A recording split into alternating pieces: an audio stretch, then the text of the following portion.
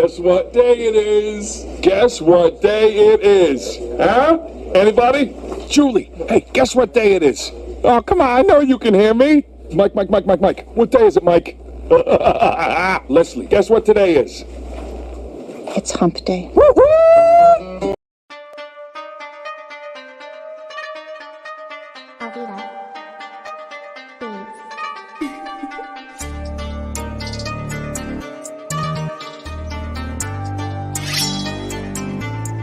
Monk.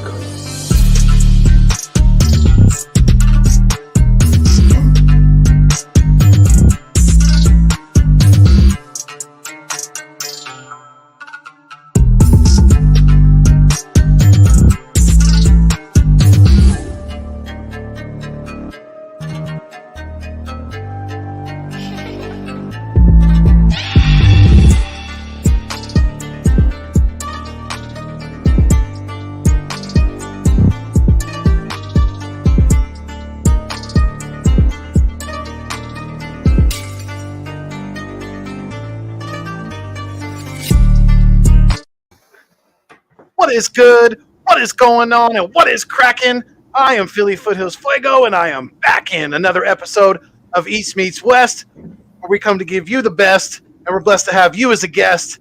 Talk about our Philadelphia Eagles. Let's go. Welcome in, everybody.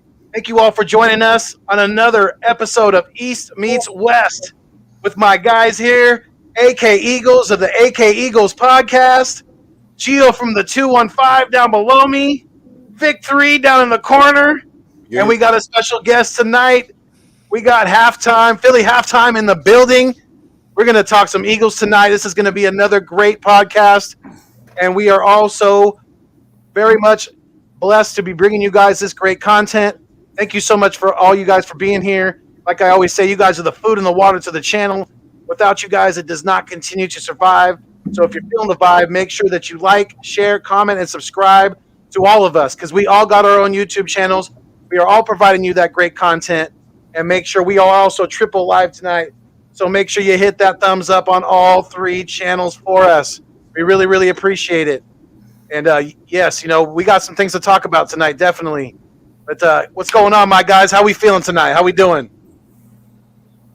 Doing good. How y'all, gentlemen?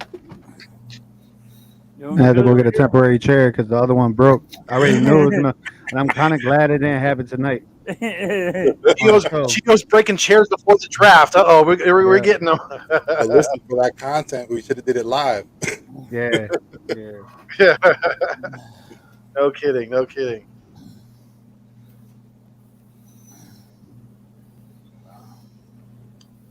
And the silence. Right, AK. What's going on, brother?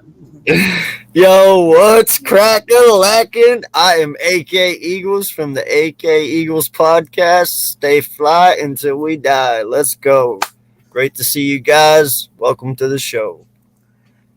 Oh, yeah. Dude, that was an awesome edit because I always try to throw in that uncensored. It comes in, but you did it perfectly. My God. You did it perfectly.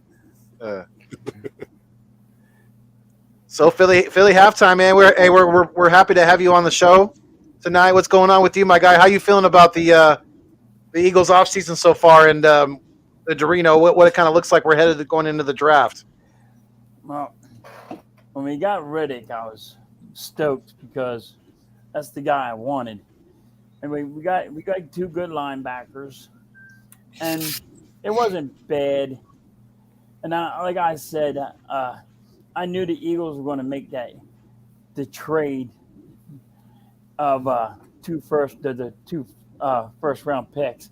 I was like, they're going to trade one for next year, and they're doing it. It's working out the way everybody can see it.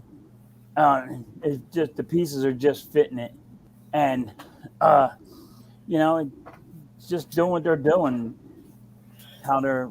How it's all coming apart just because that what's that guy that got hurt? That linebacker that got hurt.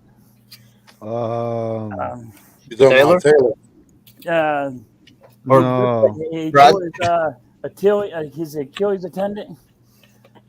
Taylor. What are you talking about? Are you talking about Ajabu? Jabo, yeah. Oh, you in the draft? Yeah. Oh, in the draft. Okay. So Yeah. in the draft, I think that's what the Eagles were going to go for, and it messed them all up. Mm-hmm. And they're trying to save money.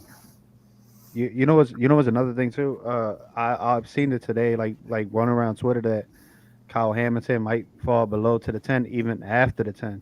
Oh, Yeah. From your lips, Gio. From your lips. hey, listen, if you can get them, go for it. I don't see it happening, but if you can get Hey. it, go for it. No, I seen it pop up on Twitter. I gotta retweet it. I literally I'll just find it. But hey, if you hear it from my lips, hey, look, he's falling below 10. Listen, if that kid even gets past 4, we have to make that move. We have to make that move. And the thing that would be good is it would be a leap in front of the Giants, someone they possibly might target, and once again, we steal their guy. Yeah. I mean, that'd be great. Yeah, it would. Just mess with the Giants one more time. Let me get that cop freak tips out. video. Oh man. Appreciate that, Jerry Lee. What's going on, everybody? Hey, I want to salute to the 10 in the live stream right now in the chat. Thank you guys for being here. Appreciate you very much. So thank you guys so much. We got Papa Sor was in here, Jerry Lee, BLSG is always one of the first ones in the building. BLSG's always in here first usually. So shout out to him. NFL World. What's going on, NFL World? Blue City Empire Sports. What's going on with you? Thank you for being here. Our boy Jalen Williams. Make sure you hit that like button like Will smacked Chris. No. Yeah, I like that one. It's good, Too Nick. soon? Too soon? No, never too soon. No, never too soon. So going back to that Kyle Hamilton thing, it was Mel Kiper Jr. That Mel said that. Kiper. Mel Kiper. Oh, I can never Kiper. pronounce his last name right. Yeah, Mel Kiper was the one that said he'll Kiper. fall below 11 spots. Wow. Yeah. Wow. We're talking about a draft junkie right there. Like this dude is like knowledgeable. Like check his track record.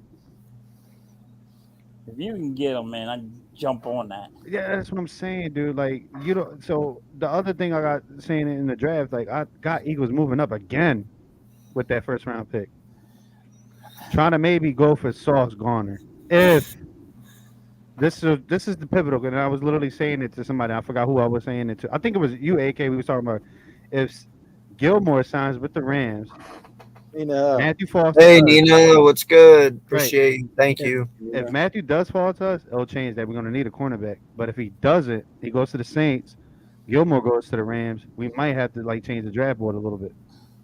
Well, I think with the Rams, for what I'm hearing, it's Tyrann Mathieu is the guy that they're focusing on. You got Donald out there, Aaron Donald, he's messaging him. You got Jalen Ramsey, he's out there messaging him. They're focusing on him because he wants to sign for big money. Now, it said before $18 million. Now there's talks of $10 million. Still, that's a price that the Rams cannot pay. They're basically just offering him the fact that we have the best shot to get you to the Super Bowl again. Or is Tyrann just going out for that bag? He's going out for the bag. It's up between the Saints and the Eagles. Now, I don't know how far we're, The we're Steelers going in the with run it. too. The The Steelers, Steelers, yeah.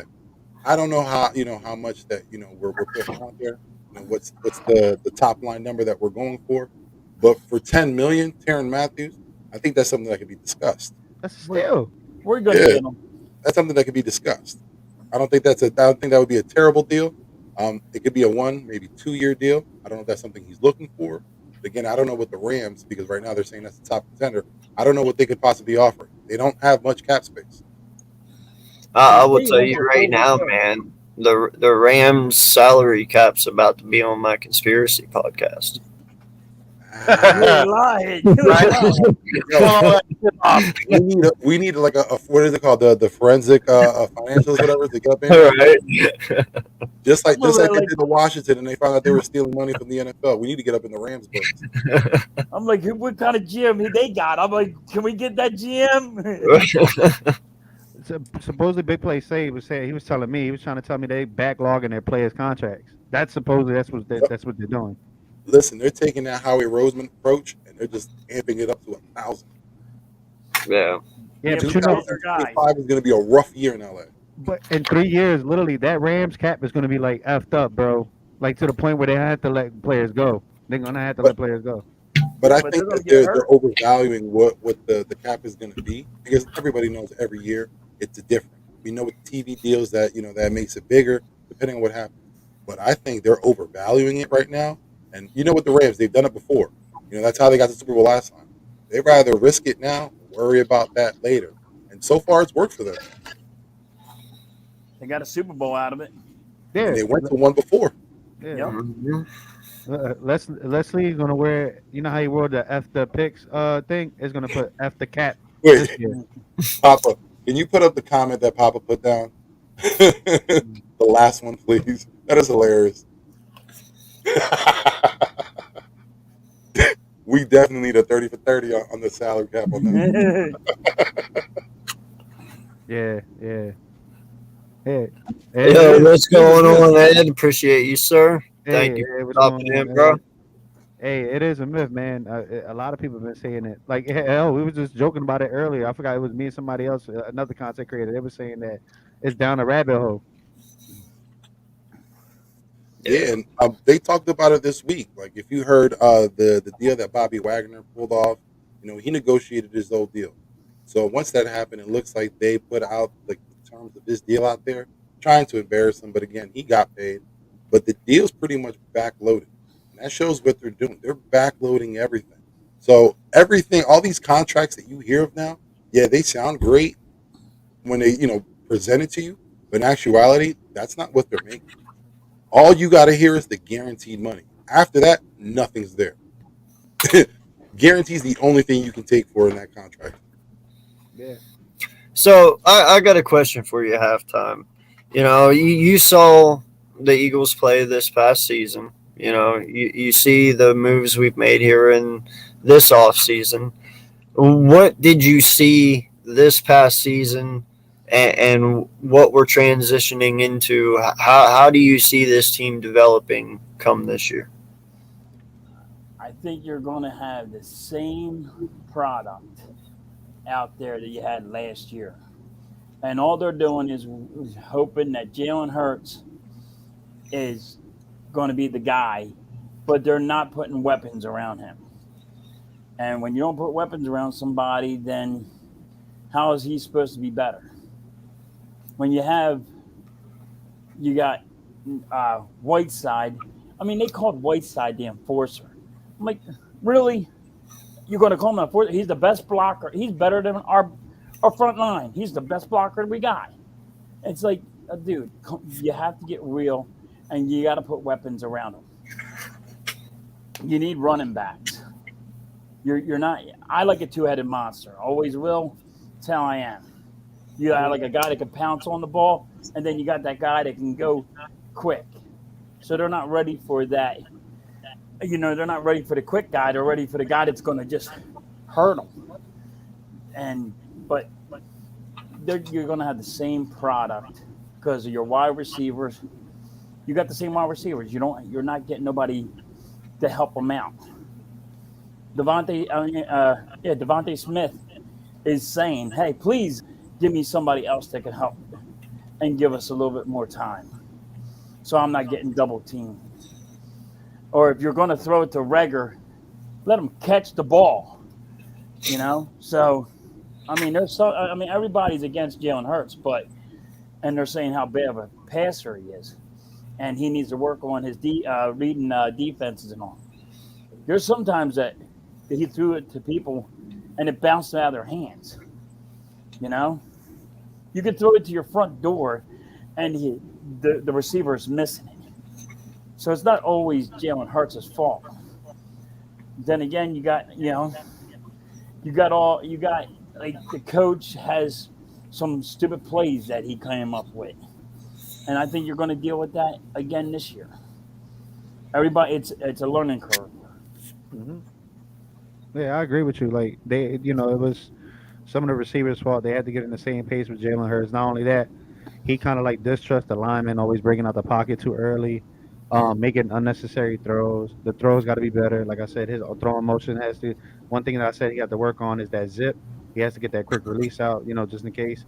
Um, Another thing that you did mention, what was the other one that he did? The two-headed monster. I did like the Jordan Howard and Boston Scott thing we had going on. Not only with Boston Scott, we had Boston Scott and what's the other guy's name? Gainwell. Gainwell. Yeah, Gainwell. No, the other one. That he showed up at last minute out of nowhere.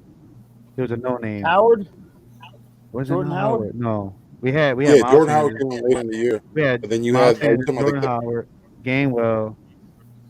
We had another right. dude that we signed from the practice squad, and he showed up at the last minute. Are you talking about Holyfield or Hunter? Hunter, yeah.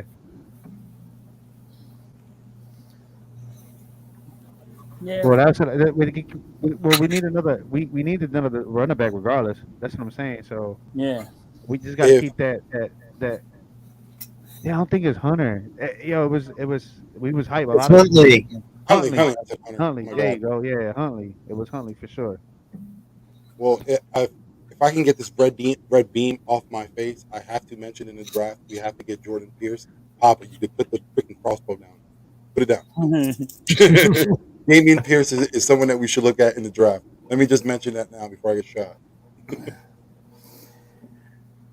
No, there is a couple people in this draft I wouldn't mind looking at. I've always been for it. I always have said it, man. I'm okay with having a two-headed monster. We've always had one. I mean, even in the Super Bowl run, we had a Jaheim Blunt. You know, so it's always good to have two people who can run the ball and dominate because it's always fresh legs. The less you have to use them, the more healthy they are long term. So, hey, man, I'm all for it because dual threat halfbacks, man, they can truly wear down a defense. I mean, look what Cleveland does with Chubb and Hunt. Hmm. They dominate and they truly can wear down some defenses, and that's what you need. And that's all. They also open up the pass game tremendously. So definitely needed. Yeah, I think for the Eagles, for the most part, we were spoiled when we had LaShawn McCoy. He was the guy who could do everything, running, receiving, you name it, cut on a dime. I mean, that's what he stood for. And they saw that in Miles Sanders. Unfortunately, he hasn't been able to produce, and he's not at the level of Shady. Let's be honest. And we've seen his comments this week. He said he's taking this year personal. But for us now, when we're looking at it, is why wasn't year one personal? Why was it year two personal? Why has it taken so long for it to become personal? We saw that you're a good running back, but again, in crunch time, especially in the red zone, kind of disappeared. We need a back that's going to be our leader. We need a three down back. We don't need a guy that's going to be a rotational piece. I love the thunder and lightning. I love that look. But again, that's something that we're going to have to do because we can't handle the load. Pause. Yeah. That's why I want to get Marvin Gordon, but nobody's going for him. Well, and honestly, I got to ask you guys, and you all can answer this, please. What does Miles truly have to do this year, and what is there any hope that he stays? I mean, say he comes out and he gets like 1,300 yards and like 8 touchdowns. Are you thinking just like a 1 year prove it deal, or are you at the point where you're just like it just truly doesn't even matter? Well, me personally, I think if he does 1,300 yards and he stays healthy, then you have to let him go for one more year because 1,300 yards by a running back, that's really good, and yeah, you need to do that. I mean but I don't see that happening. No. But Oh, he'll do I mean, to say he would though, like you kind of have to almost be like a 1 year prove it deal if he wants that. I Yes. mean, but some people are probably going to be kind of harsh though too, and be like, it doesn't matter. They're a dime a dozen. So I get it either way. But what do you think, you? I mean, it would be like a make it or break it deal, honestly. But it is a dime a dozen. You know what I mean? Um, there's running backs everywhere. It just depending on the team that they go to in the system. Like you have running backs that come from a different team that don't do good, and then they go to another team. You had Latavius Murray for example. He went to the Vikings, lit it up there, and then I forgot the team that he went to after that. Made his name there. You know, you got teams that like that light up that fire and that juice. It depends on the system. Like I said, um, we would just have to draft it. Honestly, I still have a draft and a running back in the fourth and the fifth. Yeah. Yeah, Damian Pierce. I don't have the red beam in my head, but I had him in my mock drafts before like Papa started like raving about him or whatever. But yeah, he is somebody I do want in the Eagles, man. Yo, shout out to Joey Shake 72. Appreciate you for stopping in, man. He's always been a supporter, and thank you, man. Appreciate it. Steven Nelson, the Texans, Eagles are out on Gilmore. I'm smelling a corner in the first round. I hope it's about time. Nah, I 100% agree with you, man. I truly think this is the year it happens. We will see, though, man. But I'm 100% with you. We saw Sauce was in the building the other day, 2 days ago. Yep. Yep. So, we're taking that cornerback position seriously. Now, Booth was in the building too, right? who? What's that? Booth was in the building too, right? Yeah. Yes, he Yeah. was. I'm high on Booth. I like Booth. Yeah.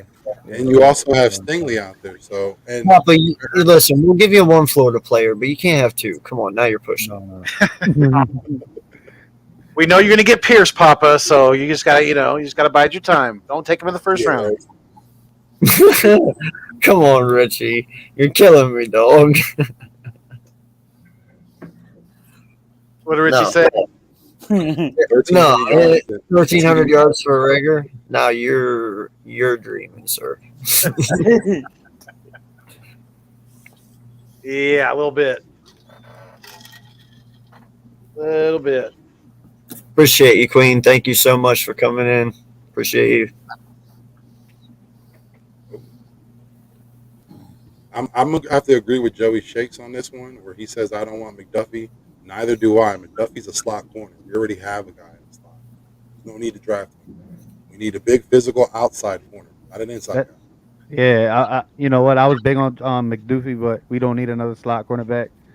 We need And- we need somebody to line up with Slade and put Avonte Maddox back in the slot. McDoofy.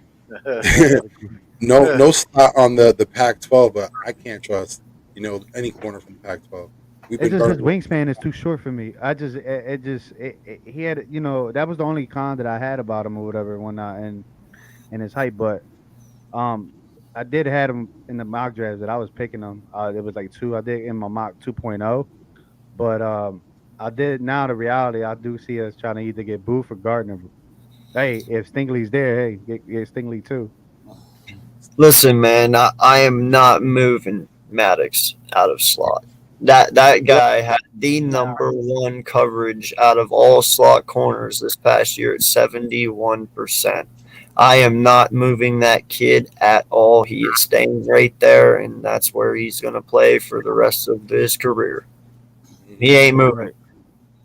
Yeah, what Jim Schwartz was seeing in him on the outside as opposed to being in the slot, I don't know.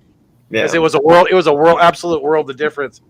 By far, in the secondary last year, Maddox was the most improved from the year before by far. Mhm. I think he saw probably a little bit of Ronald Darby and thought that could work on the outside. But again, hit the natural slot, let it stay.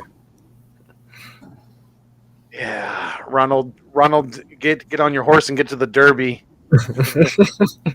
I got a question for you guys. What do you think about Booth?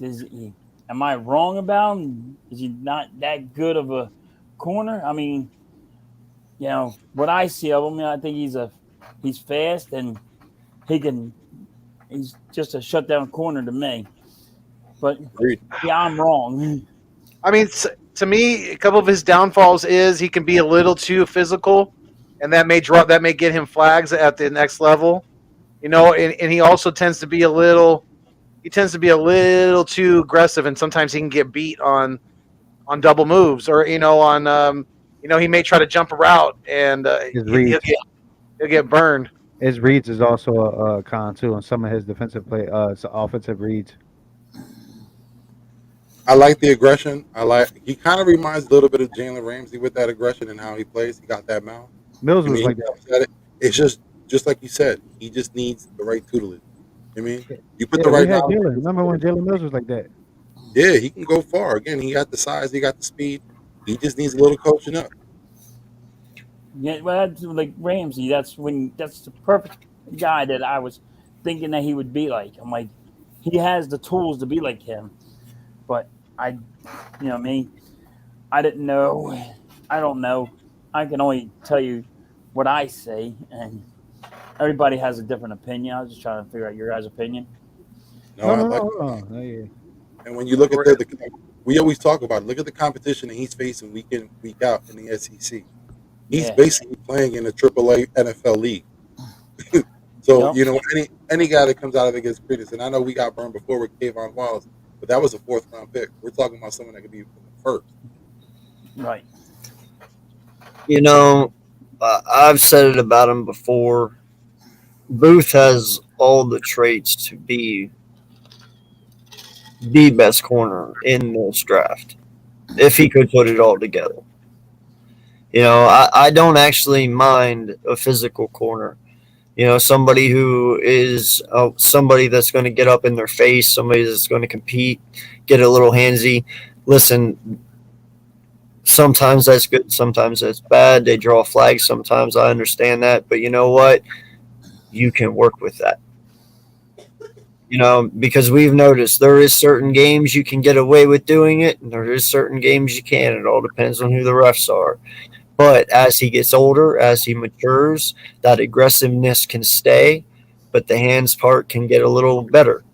They teach that. So I'm okay with that, especially after seeing Nelson play off last year, 5, 6, 7 yards, and just being soft. I want a guy who can play like Slay, so to speak, that is not afraid to press up and get physical. Because just being able to slow down a wide receiver for just 1 second makes a ton of difference when it Ton comes of to difference. scheming. You ain't lying there. A ton of difference. And that's what you need. You need a shutdown corner. You need to have shutdown corners. Yeah. And he would be an awesome fit next to Slay. I mean, how I say it, but Hey, you bring up a good point because who else to learn from the best. Man, right. like I said, he needs a little tutelage. You got the coaching staff, but then you also have Darius Slay on your other side, and that's a great teacher to learn from. Yeah. It is absolutely is. I mean, But it starts with that front line too. The trenches got to get busy, man. They got to make the plays and put that pressure on that quarterback. For our defensive backs to be able to be able to get the nag on the ball, whatever, and disrupt the receivers a little bit. no doubt. You got to be able to get to him. We can't. Right. Well, that's the whole thing. Is that if we do what we need to do in this draft, if we get an edge rusher, if we get a defensive tackle, that can really make our defensive line pretty damn. I mean, we're going to be one of the best defensive lines in the league. I feel that, especially if we get someone like if we get one of those guys from Georgia, those are going to be one of our defensive tackles for years to come. And if You we think this get, would be there? I mean, as far as Jordan Davis and Yeah. and Right. Wyatt, yeah, I think one of them or both of them could still be there at 15. I do. Listen, a Why is lot a of lot people of people talking not about Davis now, saying he's lazy. He takes off plays. Like they're trying to devalue his stock. So I'm pretty sure he'll be available. bro? I heard the They're other way basically saying around. he's a two down lineman. That's it. You heard the other way around. I heard the other way around, bro. I heard Wyatt is the one that's like that, and then his draft is falling, bro. But see, that's Literally. the issue. Yeah, That's that's what I'm like saying. It's going back and forth. Yeah, that's how they do you before draft. But yeah, like literally, I think it was Bleeding Green. I want to say they just put out. I just read it today how they were talking about like he's only a two down player. He takes off. You know, that's still something that the Eagles can use in their rotation because that's what he would be ultimately. But again, that's the way he's being looked at. And how you said before, Wyatt, he's looking at a guy to take off plays. When you look at his production, it doesn't equate to that. We're talking about players like Thibodeau and Hamilton falling. I think right now there's like a lot of subterfuge, a lot of misdirection out here. It's kind of hard to bring up heads or tails.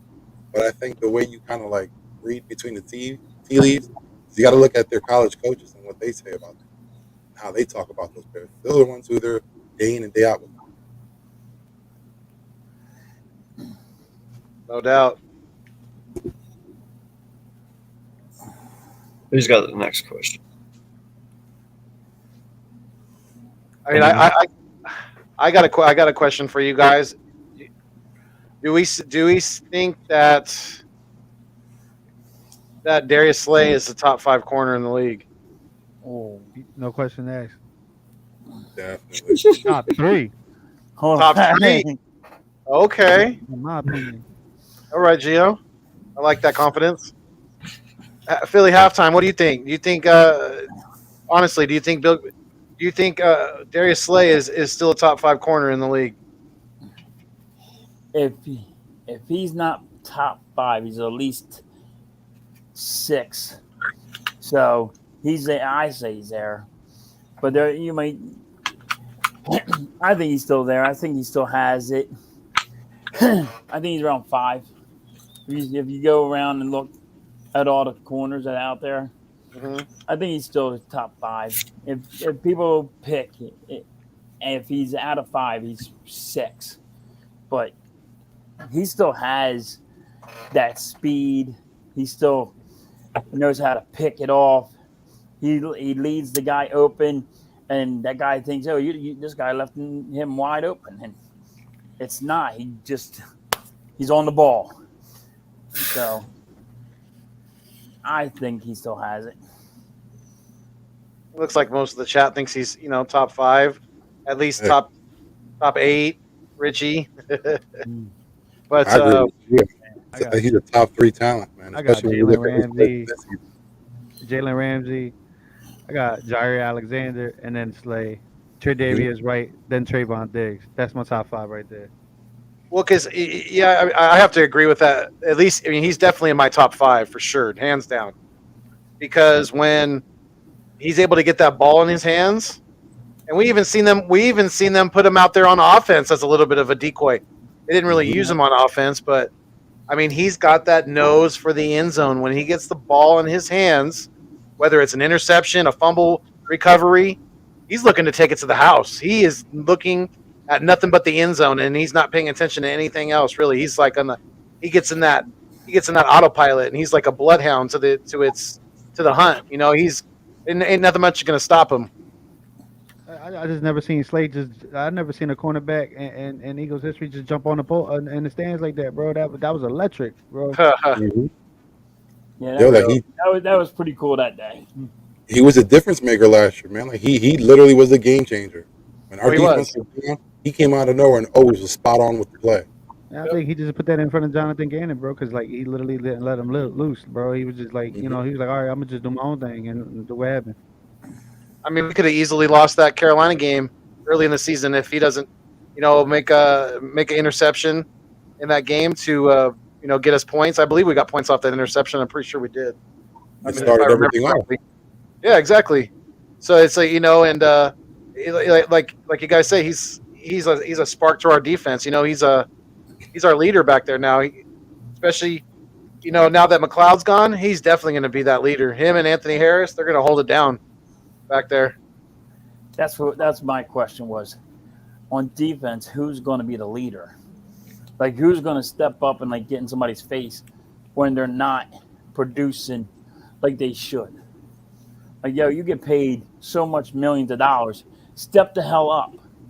Stop slacking and act like it's just another day. Well, it would have to be somebody from the front line, honestly, because we just got rid of Rodney McLeod. He went to the Colts, so that's one defensive leader. Right. I guess that's why they were trying to bring in the Tyrann Mathieu, like I said, because he has that leadership ability. But if I don't see it, it'll be BG or Fletcher Cox.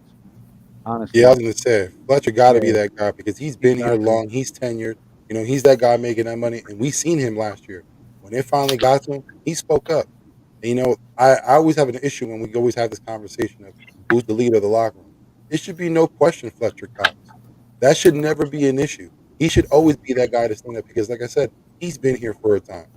BG's another guy who's been here for a while. He's another guy who should be able to speak up. Darius has been here long enough where now he can speak his mind. I think those 3 specifically have to mold this young team because that's what we're looking at now. We're looking at a younger defense coming through, so we're going to need some leaders. I agree with Joey. Honey Badger will be the leader. Yeah, if he comes Yeah. here, yeah. I hope so. That's why. That's the one thing. Even why as a I first year want him. Eagle, I think he could. Yeah. I think that's wild to be a first year player and he already the leader. That's Yeah, but crazy. hold on. He has a fire on him. You watch him. He's And in everybody's face, and any given time, he's always in somebody's face. Like, yo, step the hell up. Like, I don't want. That guy does not like to lose. By no means he don't like to lose. You can always see he plays with a chip on his shoulder, and that's why I like him. man, we need that, man. The last time we had somebody with fire like that was B Dog. Yeah. B Dog told you off in a good way. Like he told you in like a religiously way, but you know it was Brian Dawkins talking to you. That's how it's just the impact they had with the Eagles, bro. Not just defensively, he had offense too, bro. Yeah, and to bring up the team you're talking about too is that defensive line too. Like they had camaraderie. Like that was a group. That was a unit. Linebackers, they had their unit. That's why like they all stepped up together. I don't know if I could say our defensive line right now how young that mixing. There's always new guys coming in every year. So I think they got to solidify themselves too. Like they got to gel together. I think to a certain degree, Hassan Riddick could be a leader on the defensive side too. He's got veteran experience. Yep. He's tough. He plays. We could put him at the linebacker. We could put him at defensive end. He's going to be kind of that rover type of player. But I think Fletch can. I think he has the ability to become more of a vocal leader. He's never really been that kind of. He's more of been that quiet kind of I'll show you with my play type of guy. I mean, don't get me wrong. He definitely expresses his opinions to coaches and shit when he gets pissed off on the sidelines. I think he needs to kind of let that. He needs to kind of dive into that more as a personality trait and kind of be more of a vocal leader and really kind of set the tone for the defense because the players will respond to him. They will listen. They will kind of fall in line because when a guy with that strong of a reputation, when he speaks, they tend to listen. And they tend to take notes. All right, I got a question for you guys. I want you guys to answer. How many sacks? We're just gonna. I just want to hear your predictions now. If you say Derek Barnett, I'm going to throw my headset across the room. No. Put my head to the wall. Listen, first off, I I'm won not. money the last time on that one. Right? I was gonna ask how many sacks do you think Hassan Riddick's gonna have this year for us? That's a good question. That is a good question. We'll just do one right now for just now. Yeah. I say double digits. I think he's going to get at least 10. Okay. Okay. I think he's good for. If you go back and even look at his stats, I think he's good for 10 sacks a year, and he still has it. And now he's going to be super pumped because he's home. Right. I mean, look, he took less money to come play here. As soon as he got here, he was in the building. Like showing it, like on Snapchat. Ready to work.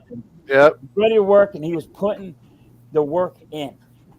I mean, that's why I wanted him, and he's just a beast to me.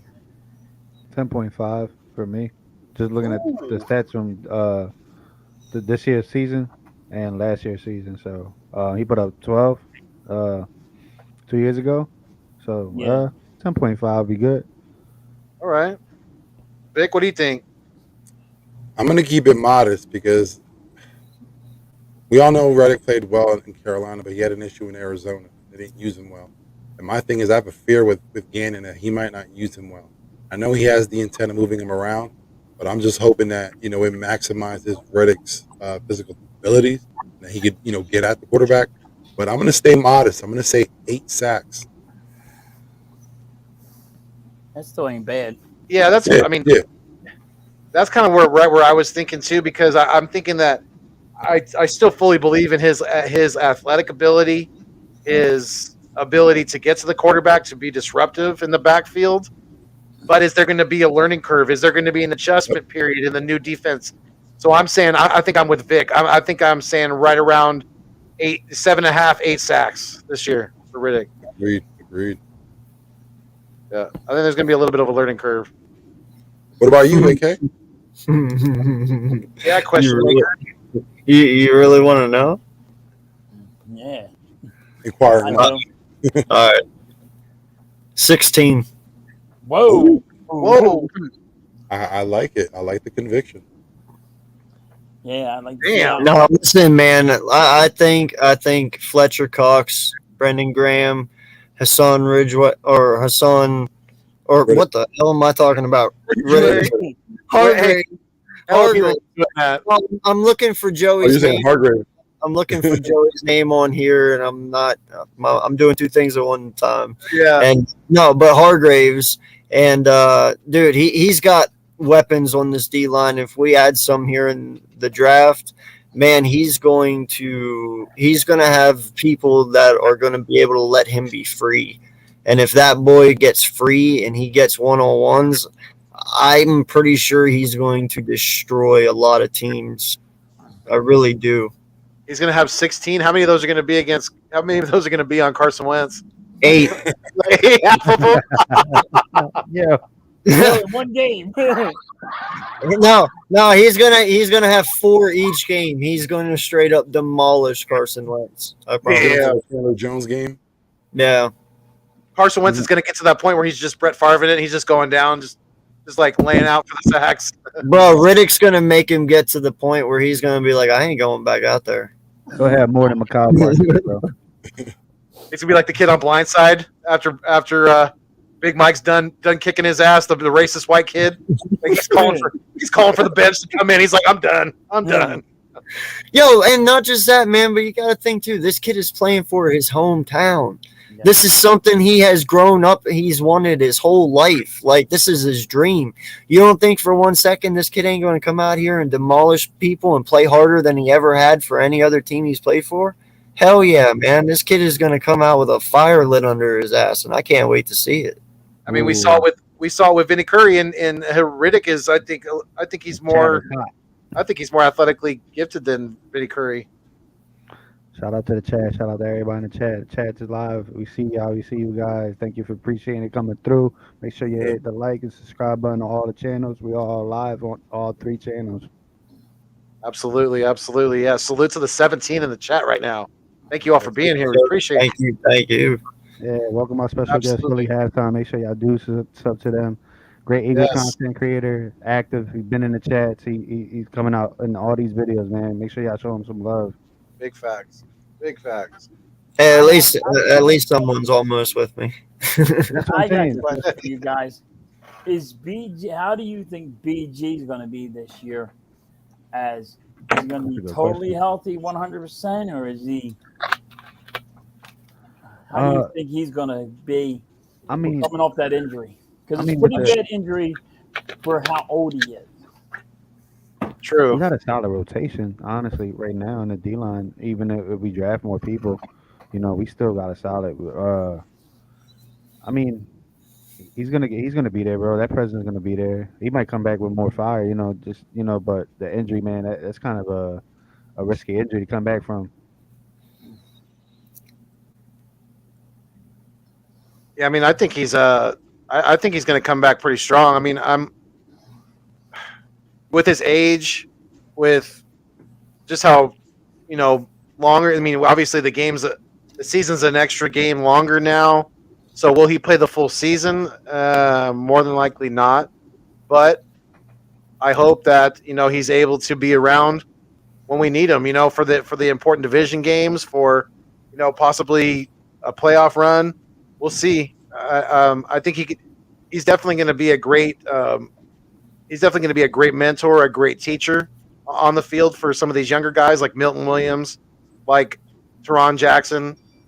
Some of these. Patrick Johnson, even some of these younger guys who can play defensive end and have the ability to, to play on the outside. Then I think he's going to be, definitely he's still going to be a force too. When he's out there on the field, I think he's still going to be. I wouldn't be surprised if he had anywhere from 5 to 7 sacks this year. I wouldn't be surprised. Nah, I think you're going to see a rejuvenated BG. He's been away from the game too long, and that rehab, I think he's going to come back in great shape. Hopefully, he comes back healthy. There are no setbacks. But we'll find out in OTAs if he's there, and we'll see where his progress is. But I think he's gonna come back hungrier than ever this year. Yeah, I agree, man. Not to shy away from Milton Williams, but I got him, man, getting a couple sacks as well too. He's gonna be a stud this season. Mark my word. I'm saying that right now, April 13th at 11:02 p.m. in the Eastern time. He's gonna be a stud. And the energy that he brings to the defense, that's going to be something that we sorely missed. Because when BG gets out there, his mouth is running the whole damn time. I Yeah, just man. think he's going to lose a step or two. I think he's going to get like maybe tops, like maybe 4 sacks. But like Vic said, he's got a mouth. He's going to freaking put the guys in the right position. But I don't see him. I see him losing a step or two. His age and that injury is pretty bad injury Yeah, for his age. yeah. So I was, not the conjugate. I would say he'll play not up to par in the beginning of the season, but coming during the mid season or whatever, going to the post, like probably see him play better because he got to get his footing in. You know what I mean? He's got to get his feet wet.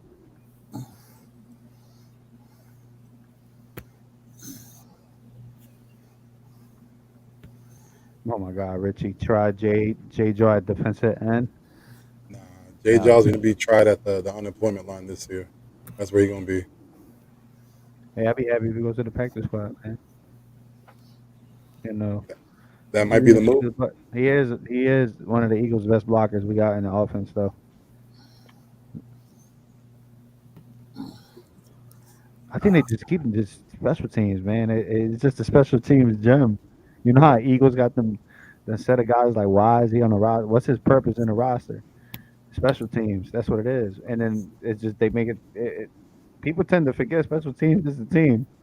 But that make plays or whatever, but they just look at him as a blocker. Yeah. Especially, I'm not pretty sure, but is he used as a gunner? Is that where his specialty lies?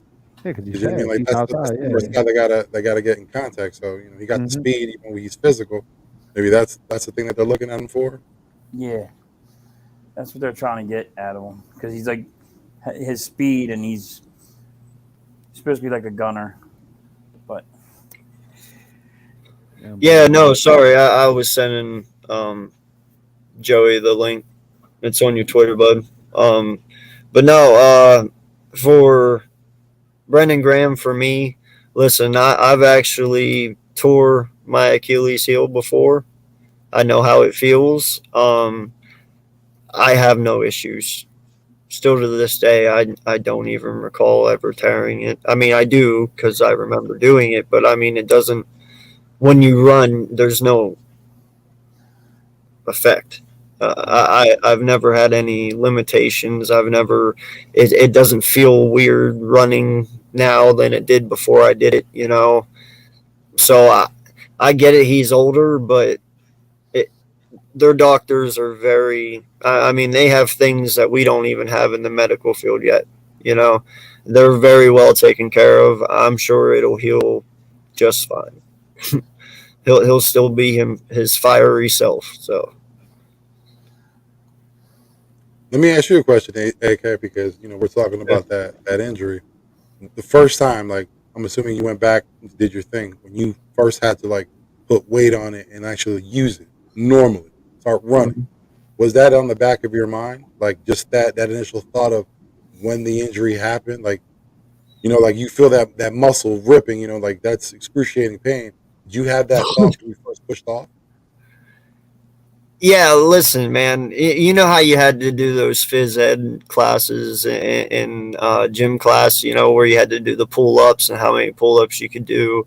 Well, I believe it or not, I was once a short shit, and I had to use the mats to crawl up to, do the pull ups. And I let go, and when I did, the front part of my foot caught, which sent my foot straight up, and it actually tore my Achilles tendon.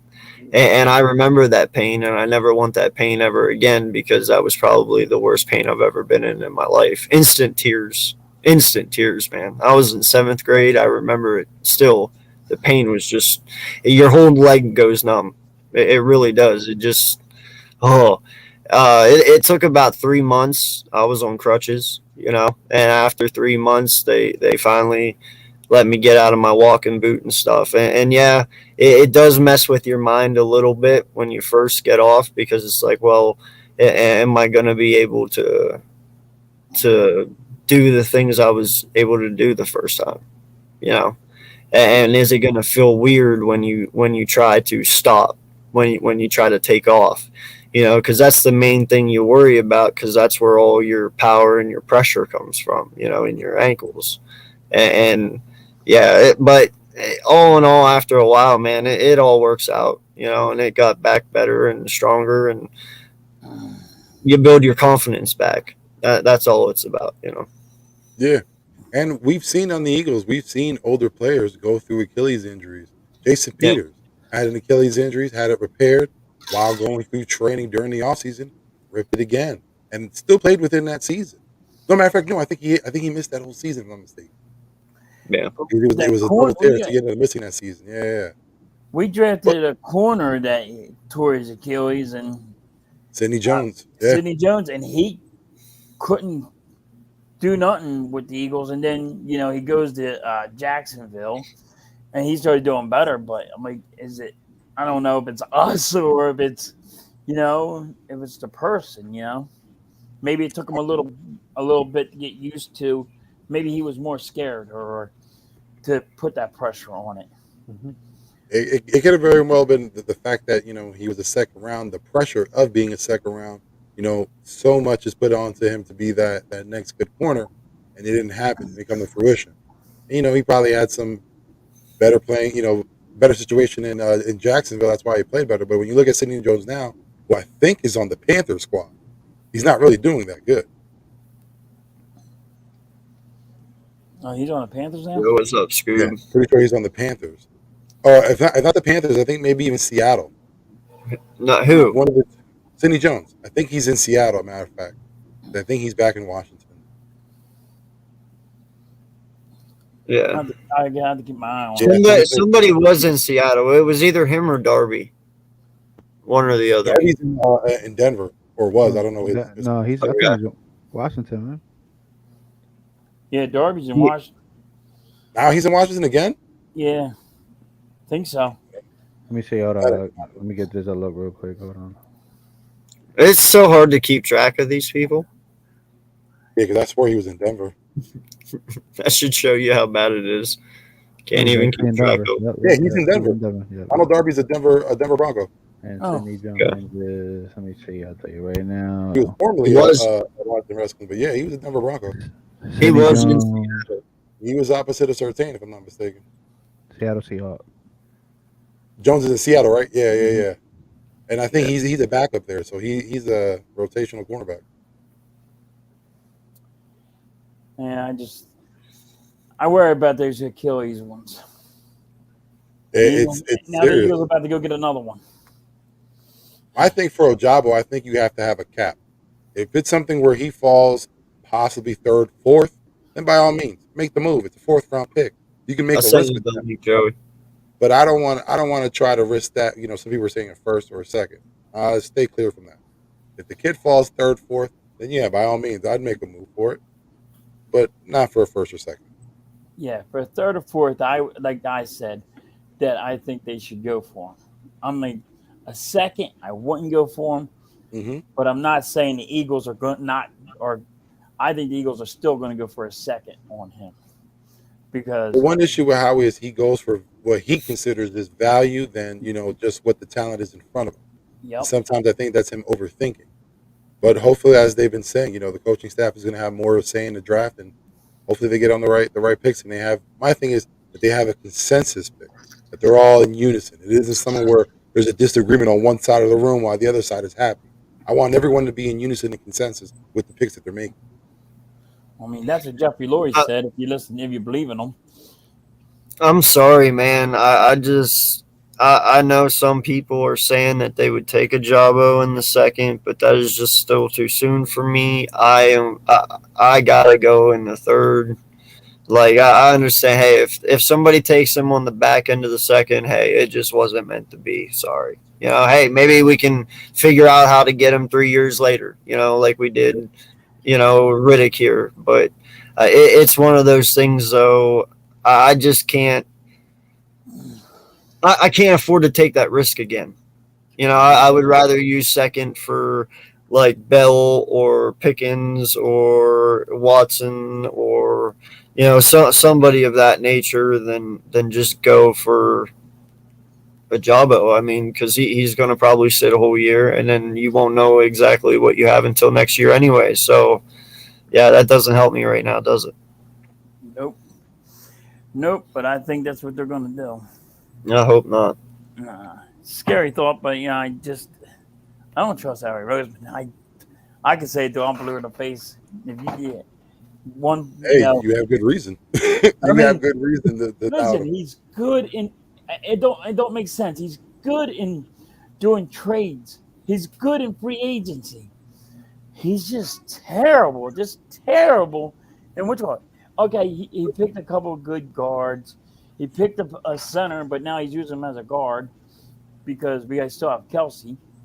And like, okay, you can pick up some good linemen, but you can't go pick up wide receivers. You can't pick up a linebacker to save your butt. And it's like, why? Yeah. I will say this. I think the drafting philosophy that we have has to be updated. I still believe in you still have to build in through your lines. But there was Yeah, something that we took from Andy Reid era, and that was that you devalue the linebacker. And I think that line of thinking has to be changed. You have to value your linebackers. That eases so much up for your cornerbacks. It takes so much pressure off your line. yeah, You but have to value every position that you have because if you devalue one, you're going to be in the problem that we're in. We're constantly every year trying to get that next guy or trying to get a guy to fill a position. You you need got to I know, but what did 2017 prove to you? 2017 proved to you that you can win a Super Bowl with above average linebackers. You yep. don't truly need a superstar linebacker to win a Super Bowl. And Howie took that shit and he ran with it. And now he truly thinks, well, I can get away with a TJ Edwards. I can get away with, and a Hassan Reddick, and a White. If they can at least be above average linebackers and do their job, that's just, I don't need to go out and get a Dean or a Lloyd. You know what I mean? Like, and that's how he thinks. well with respect to 2017. The reason why it worked out so well is because we had Nigel Bradham, who was already knew the system in and out. He was the guy showing others how to work in the system. Right. So that's why I think that worked so well because Bradham knew everything about it. It wasn't something that Yeah. he was catching on. He wasn't one of our guys. He was a Buffalo Bill that we ended up getting because he was one of my God, Jim Schwartz's guy. But he was an above average linebacker, correct? I wouldn't say above average. I would say he was average. Like I said, it was the fact that he knew the system so Okay. well that helped him out immensely. Okay. Well, even still, above average still alone is my whole point is we did it without a Bobby Wagner or without a Warner or any of these guys, man. Like, We don't so need the big name talent. We just need to grow the talent ourselves. Put the time in. Right. Draft these guys. You got Devin Lloyd out there. You got Njaba. We know the kind of players they are. Put some trust behind them and call them, make the pick. That's all. But you got to be able. Those boys got to step up, and somebody has to get on that guy that is not stepping up. Mhm. I mean, you got to like get in his face and trash the hell out of him. They're not doing it though. They're like, oh, it's gonna be all right. You can get it next time. No, yo, get your head in the game. You know. But Man, you see what happened? They took out Davion Taylor when he balled that one game, and then he just had that. It took him out. They put T.J. Edwards in, and he was balling or whatever. Yeah, it's just the next man mentality. that's the thing. That's what drives me crazy. It's the next man mentality, and that's what they do with the running backs. they got this swarm of 4 guys, and we can just put anybody in there, and they're gonna dominate. It doesn't work like that. You gotta, if you keep 2 guys in there, and just mix up the speed and the tempo with them 2, then you could be off and running. Are you talking about Miles and Jordan Howard? Well, Jordan Howard ain't on our team, but they need another running back, and I don't know what they're going to do for another running back. You got Miles Sanders for 1 more year. So, we know it's fierce, Papa. We know. To me, the ice is running very, very thin under Miles Sanders because he, especially last year, underperformed. And on top of that, it seems like when he does start to take off a little bit, then he gets hurt. So it's really getting overly frustrating with Miles Sanders at times because and then when he is on the field trying to produce, sometimes he's putting the ball on the field. So we can't have that. Now, he only got 2 touchdowns last year, right? I don't think he had any. He had 0. Yeah, he had none. He had 0. None. None. Yeah, that was the issue I was saying earlier. I have no issues with Miles and his running because he gets yards, he gets hits. The thing is, when we need him the most in the red zone, he disappears. Exactly. He can't get that tough yard, and that's why we keep on saying we need a tough physical running back, and I agree with that. We do need that tough, but we need that we need let's be honest, a 3 down back. And I know it's something cliche, now everyone says it, but we honestly need that. Miles isn't that guy right now. Hopefully, like he said, he's taking this season personally. He takes this off season personally, and he comes in and he delivers. I'm hoping that for him because I think he has the potential to do that. But I don't want to go into the season with the hopes of him doing that. I want to assure myself that if he can't do it, I have someone else in the background that can take care of that load. Whether that's a rookie running back, whether that's us trying to find someone, whatever the case may be. Right now, I would say we can't go into the season just with Miles Sanders. Yo, what's good, Joey? Appreciate you hopping on, man. Hey, anytime, bro. Just chilling tonight. How you doing? Good. I'm fixing my camera real quick, but I'm doing good. Thank you for coming through. Yeah, no problem, man. I just feel terrible for you, man, because you're like on day 32 or something like that, and it's got to just be so boring, man. Your lives that you do every day. This is breaking for you, and I feel bad because it's like I know he wants to freak out over something, but nothing's happening. Yeah, it's I've only had one thing. Well, actually, 2 things happened between Derek Barnett signing and then the trade, the Eagles Saints trade. And that's pretty much it. You know what I mean? It's been tough to, everyone keeps me busy though. It's always good to talk draft and all that stuff, so it's a good thing. They had the Kaiser White in there too, right? Oh yeah, Kaiser White too. Yeah. Yep. What are your thoughts on Mayhew? Do you think that it is a possibility, or it is going to be something that will be a reality that he signs with the Eagles, or it's just another team out there that he's trying to use to leverage? Who, Matthew? Yeah. Oh, I think part of it is leverage. I think part of it is they want to get the Saints price. I mean, they want to get his money up. I don't think Matthew's going to wait after the draft because he's going to get less money after the draft. I think he's trying to get his money now, and the Rams are in there now. So I mean, how many more? They're after Gilmore as well. So I don't know how much more people are they going to sign. But the Eagles are still in it. It's been quiet, so I feel like there is a chance at some way. There is a chance, but. We can easily lose this, so I'm not sure, but I'm not going to put too much energy into it because I think there's, a lot of safeties in this draft, especially going to early in the second round. There's a lot that I would draft instantly. So, definitely. Do you think the interest in him would fade because of him taking so long? Like you said, the Rams are interested. We know of the Saints. The Eagles are a player, but do you think after a while, and we all know because of the draft, but before then? Do you think from him taking too long, it may lose interest beforehand? Like, say Monday, everyone's just like, you know what, we're off Matthews. We're focusing on the draft. It depends. Like, it sometimes the longer we wait, it's a good or a bad thing. I don't know how it's going to happen. Either it's going to take too long to the point where, he can't get the number because we heard like whatever Kansas City gave Justin Reed, he was he was fine with getting that money, and he would have took $10 million. He would have took $10 million for the year if that was the case. So. I don't know. It's either the waiting game's a good thing or it's a bad thing where he's gonna, want more money, or the longer it takes, he's gonna be, he's gonna have to settle for a certain number, and that's pretty much it. So we don't know what the numbers are yet, but we'll see though. Yeah. What about your thoughts on the draft? Where do you figure that will go? Originally, I wanted to draft defense in the first round, and that's what I kind of still want, because even if they get Tyrann Mathieu, even without Tyrann Mathieu, I still want to go defense with the first 2 picks. I want to at least go. I want one of those Georgia defensive tackles, one of them. I'm going to keep harping this every single day until it doesn't happen. So draft night, I'm going to say I'm going to guarantee 300% that one of those Georgia defensive tackles will be a Philadelphia Eagle, but then I see what the Eagles did in free agency, and I see they really did nothing with this offense. Devin Allen hasn't played since 2016. They grabbed,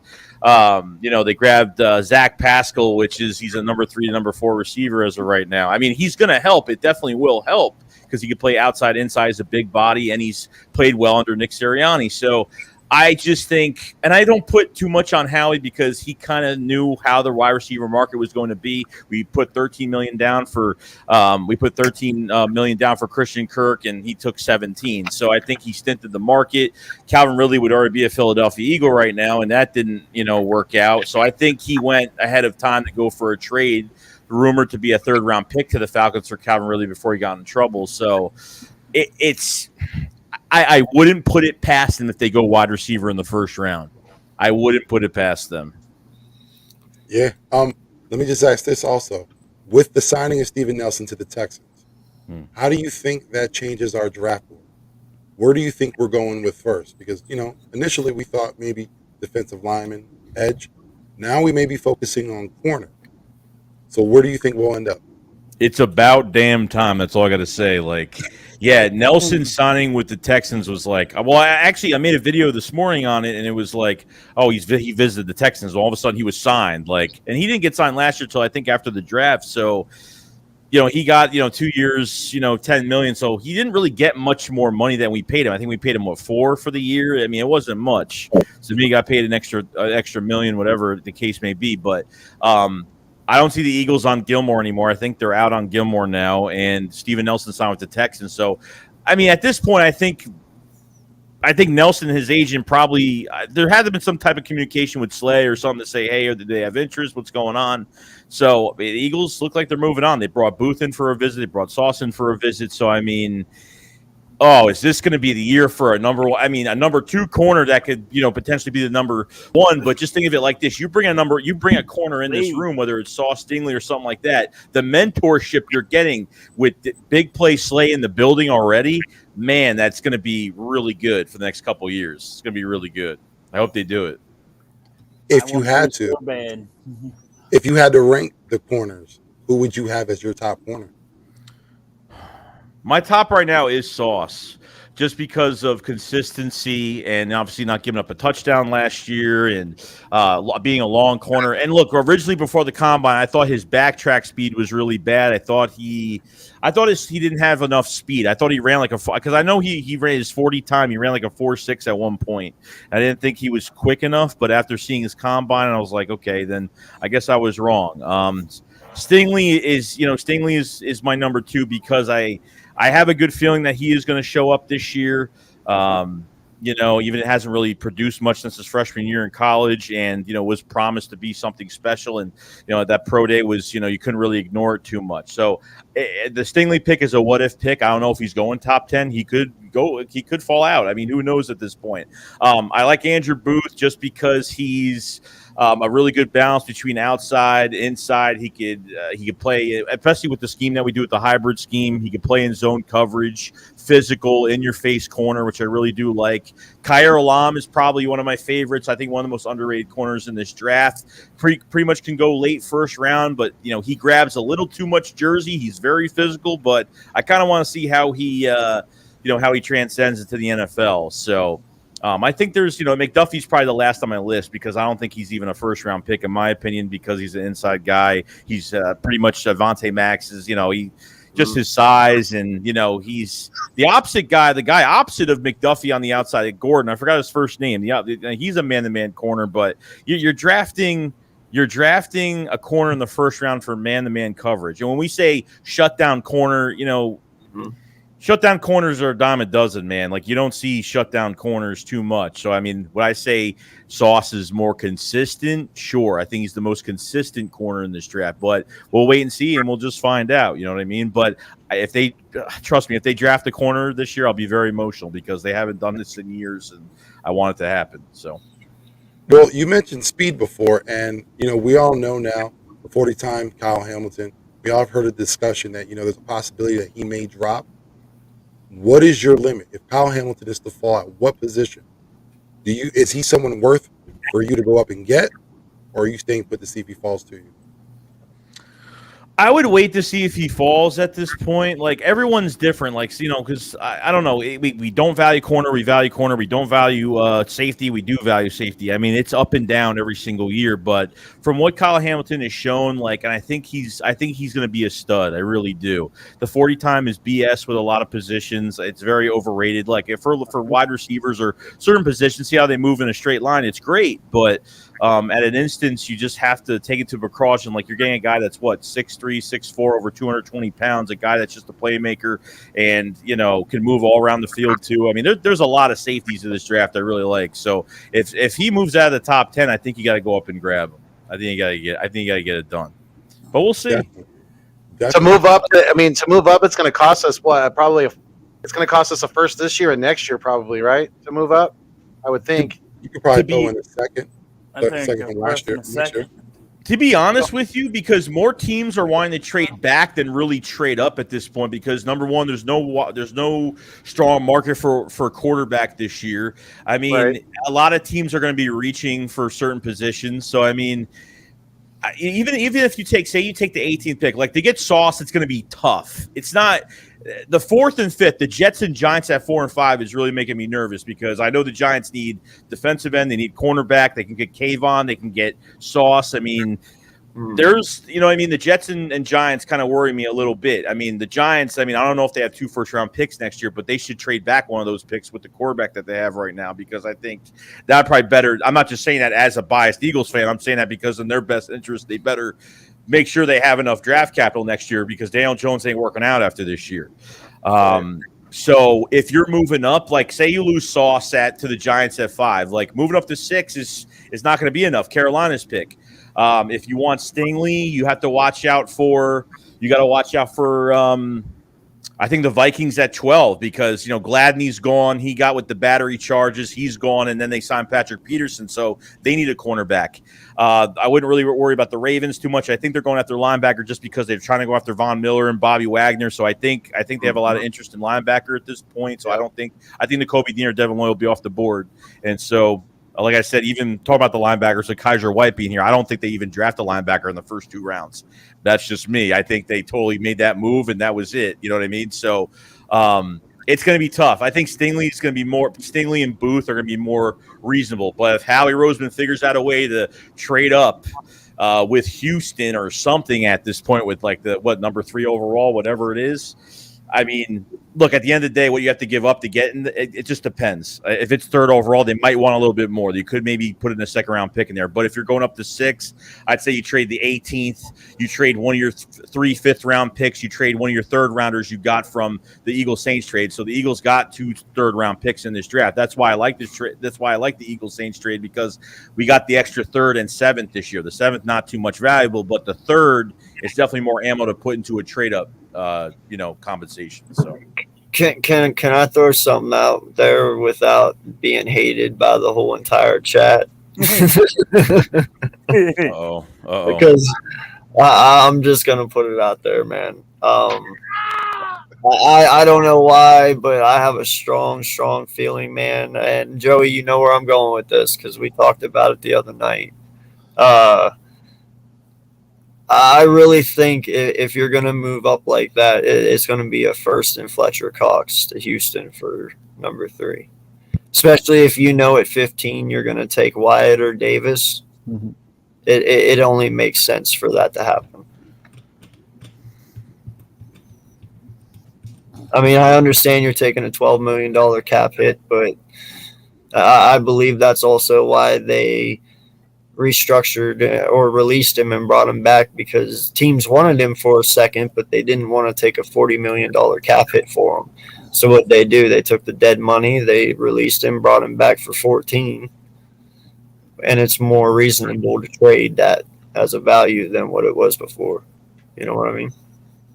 Yeah, I don't know. I mean, hey, you never know. I mean, No, Richie, not Pickett. No. You could be. I mean, you could be trade bait, but to me, I never really thought of it that way. I think Fletcher's playing this year because if you lose Fletch, then you really have to draft a defensive tackle in the first round, and then you really have to get. You got two. Fletcher's a free agent. You got Javon Hargrave. That's a big re-sign candidate that could be extended for save. You could save $13 million if you extend him. So I think we'll get that extension this year sometime. Hopefully, I mean, I don't think if they're losing two at one position, I doubt that's happening. So, and Hargrave had 8-9 sacks last year before he was double teamed the rest of the year, and that did nothing. So it could be. I mean, who knows? Howie's crazy, so you never know. Well, and that's why I said if you're dead set at 15, knowing you're getting a DT, like if you want to move up to 3 to grab your corner, and you're dead set on DT, whether it's Wyatt or Davis, you can't afford to keep them all. You know what I'm saying? So it's only logical to dump the one that makes the least amount of sense, which would be Cox. And if we did that, I wouldn't put it past Howie to not even draft a defensive tackle high in the draft, because we know how he is a stickler with his previous draft picks and wanting them to get starting time. So if he can find a way to get Milton Williams into the starting lineup, I think he's going to try to do that. Yeah, Just to see if Fletch in the first wouldn't work because you would need more capital. No, you wouldn't. Nah, I think you would. I don't think it would be Fletch in the first. I don't think it would work. If teams are willing to give up a second round for Fletch, then that's what his worth is. So a first round and a second round for the third overall pick, and you're getting 18 or 18 in return for that, especially if they want to move back. That's a steal, especially for Houston. That solidifies Houston's interior defensive line. That's the behind him, though. Right, that's the problem. The problem is they tried trading a second round pick for him, and no teams were buying because he was going to cost $14 million to get him on your roster. So, no teams were buying at a second round pick, which I don't blame them. Look, if I'm taking a $40 million dead cap hit right now, I'm getting a pick for it. Not like how the Falcons traded Matt Ryan for absolutely nothing. For a third round pick for a $40 million cap hit, and it made no sense. Like you gotta do what's better for the team than what it is for the player. You know what I mean? So I think they didn't get what they wanted, so they had to redo his deal and bring him back. I don't know. He could be bait. I mean, it could happen. I mean, I think to move up top 3, you might have to give up just a little bit more. Just a little bit more. Well, you can add a third in there if you want on top of the deal. Yeah. Or you can throw Dillard in there. Or yeah, you can throw Dillard in. Yeah, why not? Let me ask you a question because you're talking about top 3. Earlier in the season, the consensus overall was Kayvon Thibodeau. Then it changed over to Aiden Hutchinson. And now there's talk about Trayvon Walker possibly being the first pick of the draft.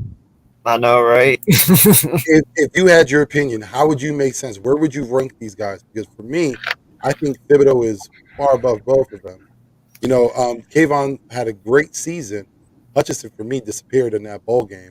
But, they're experts. They know more than me. But let me get your thoughts on that. It's just tough for me because, I mean, look, like Walker's just like a freak athlete. He's a freakish athlete. I mean, his pro day was fantastic. I absolutely loved it.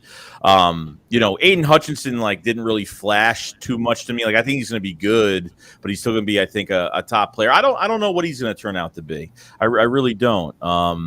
It's really tough for me to say even with two different positions. With Kayvon Thibodeau, like I said, the conference, because of the conference he's in, it's always maybe nervous of, it's a weak conference. So how good is he if he plays against better talent? I don't know, man. I would like that. That's why having the first, second pick of the draft is tough because people start to second guess players and they start to move from one player to the next because, so we'll find out. But Walker is weird to me because he only had 6 sacks with Georgia, but I could probably say that, Jermaine Johnson's probably better at this point. I mean, who knows? I mean, Jermaine Johnson could be better. He was a Georgia transfer. He went to Florida State and just totally wrecked it. You know what I mean? So it's Trevon Walker. I had him, I think, at the beginning, after the combine, I had him like at least between 8 to 12, something like that. And that's before Ojabo got hurt. I had actually Walker moved in front of Ojabo at the time. And then Ojabo got hurt. And now everyone, I think, is going to move up just a little bit more. But Walker, yeah, it's. I don't know. I really don't know. I couldn't even tell you. It's really now. To be fair, though, that deal I threw at you, I actually had that betrayed at 10 or 11 to the Seahawks or the Jets. A first and Fletch to one of those. I just threw it there because we were talking about the third pick, and I thought that'd be interesting. But what would you think about that to maybe like 10 or 11? Especially if like Sauce would fall that far, because Cox would solidify. He would give somebody for the Seahawks to build around. They'd still get 18 and possibly get a quarterback to help them, or whatever they choose to do. Yeah, if it's like from 8 to 10, sure, but going like real early is going to be tough. Like you have to. It depends, like if they're going to take on a contract like Fletcher Cox on top of it, so you got to look at that too. If they're in need of that, or think it's like a dump off, or it could be some type of look. We'll make this deal happen, but we kind of want to dump off a player because we have some plans for the draft. So it really depends. Like I think Seattle's definitely a trade up option. It looks like they might go quarterback. Like I said, Carolina. I mean, at this point, if the Falcons even, they could. I think they're gonna. I don't know if they're drafting quarterback. I know they got Marcus Mariota, but he's short term anyway, as of right now. So there's a lot of trade up candidates. There really is. If you could try to get in front of the Vikings or try to get in front of the Vikings at 12, I think Washington's at 11. So I don't think you're gonna make a deal with them unless they can. I don't know. But you have the picks to do it, and you got to think of it like this: like you got picks next year, you got picks for 2024. They got a lot of picks now. There's a lot of draft compensation they could throw in there if they really want to. I don't think the Eagles are going to trade up. I think they're going to trade the 18th pick. I think they're going to trade back, and I think they're going to try to go for capital. Yeah, I think they're going to try to get a number 2, so they can say to the fans, like, look. We got 2 1s, 2 2s, 2 3s, 2 4s, and I have them trading with Pittsburgh on 18 to try to get their number 2, and then that's who they're going to get. They're going to get that center, and I think they're going to go get Booth and the center Linderbaum, yeah. And I think that's what they're going to do. There's going to be hungry teams that move up in this draft, especially like KC, like teams that need like receivers badly. Like KC want to get Pickens, or they want to go get Jameson Williams or something like that. You could take advantage of that. The further that they're back in this draft, they're trading up, pretty, a good amount of picks. You got to get another second round pick this year. I don't care what it takes. They have to get a second round pick, even at 51 right now. I think they're going to miss out on a lot of players sitting at 51. So we'll see. You know what I mean? But it depends what they're going after. But I think those 555s are going to come into play somehow. Oh yeah. Do you think if they go to Pittsburgh that they would have to give up the 7th to get the 2nd, or would Pittsburgh just go with giving the Eagles a second round pick to move up? Is the question. I don't know if you had to give up more to get to the 2nd. Like the 7th round pick to get to the 2nd is my thing. They're going to have to give up more than just the second round pick. Like they'll probably have to give up maybe like a 3rd or 4th in there. I think you guys brought up you're speaking of the Chiefs a little bit of the receiving core. I think you're going to see Patrick Holmes come down to earth a little bit because he's not going to have that guy to take the top off the defense. You're going to see a lot of defenses playing a lot closer to the line than they were before. Because who do they got at receiver? They got Juju and they got Valdez Scanling, and they still got Hardman. But they don't have that. They don't really have that true number 1 receiver now, in my opinion. I don't think Juju's ever been that. Their quarterback is awful good. He is. Well, we're gonna. He's gonna be. This is a year we're gonna see how good he really is because he's gonna be tested. I guarantee you. Yeah. Hey, let me ask everyone in the chat. Excuse me, not in the chat. Excuse me, everyone here. But last night, the Eagles had a dinner date with Matt Corral. Do you think that was just them doing their homework, or is this something that, like we talked about it before the show, something that maybe if he falls down to the third, fourth, the Eagles take that chance, draft the kid as a backup, probably someone to move on from and trade? What are your thoughts on Matt Corral visiting Philadelphia last night? Nah.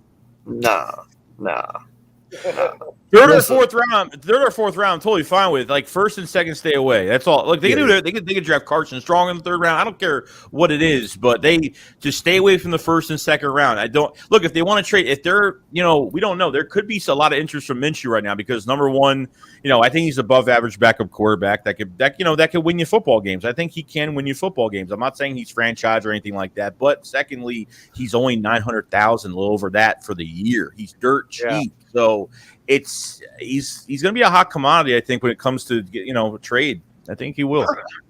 And I understand that point right there, Joey. But in all honesty, you traded away a first this year, next year, just in case. Insurance policy for if Jalen Hurts is not the guy.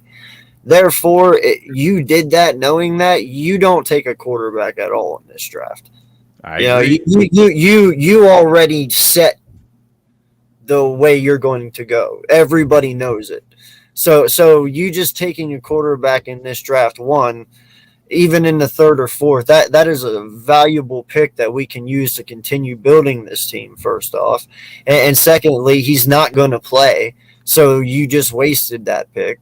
And third, you're getting a guy next year, so he's not going to play anyway. So no, you just eliminated grabbing a quarterback in this draft by doing that. At least in my eyes. Don't matter how far it goes. I hate to have to go on this side of the fight, but what if they feel that maybe Corral is that guy that they wouldn't have to worry about next year? We all seen that, they were looking at him earlier. I'm not saying that this is going to happen. I'm just saying, what if? Then I want the drugs that they have. Imagine if imagine if we actually got tricked that these picks next year were not for a quarterback, that this whole thing is just an illusion to say we got picks for next year just to have picks, but they want us to think it's for a quarterback, but it's not. Maybe they do believe in Jalen Hurts more than we know. What if that's just used to pick possibly someone that's coming up in free agency? We can use the first, or make a trade somehow. Get Deebo Samuel in the building. There you go. Yeah, but you would.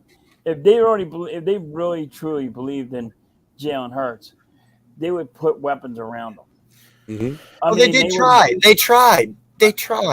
I mean, No, they didn't. Listen, you can give us really try, but try.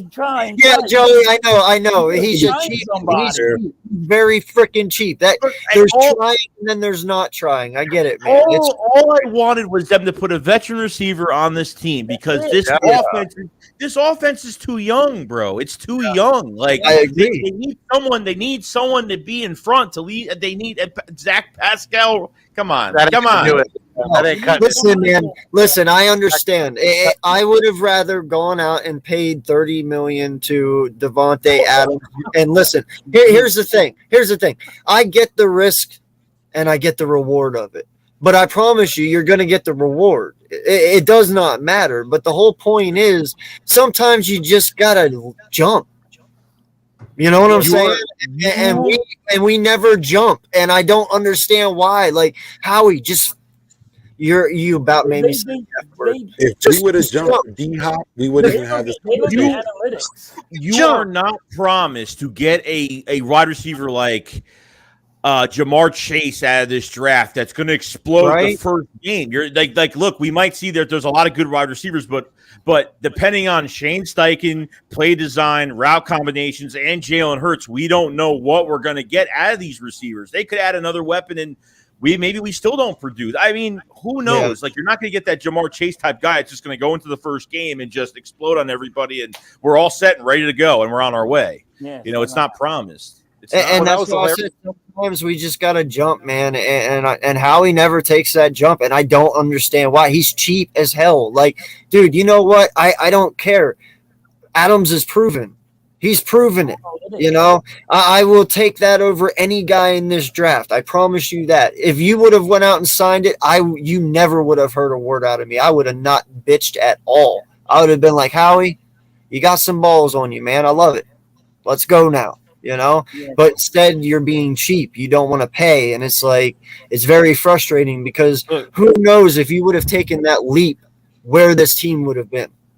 Yeah, but I understand. But the problem is, we're not even paying a quarterback right now. And I understand like this is a whole tryout year for Jalen Hurts to see what he could do into his third year. But technically, he's only played a year and a half of football in 3 years, which is kind of going to his third year. So it's kind of crazy. But I didn't see the Eagles going and paying 30 plus for a receiver. I did not see that happening whatsoever. So that's the least. Devontae Adams, did we talk about him? Sure, but was it realistic? Definitely not. I saw. That's why I thought Howie was smart in the beginning before this free agency kicked off and said, let me try to trade for Calvin Ridley. Let me try to give up a third-round pick for a guy that was supposed to be the number one after Julio Jones left in Atlanta, which he did not work out. Calvin Ridley would be a really good compliment to Devontae Smith as a number two. And I was harping on that trade all offseason constantly.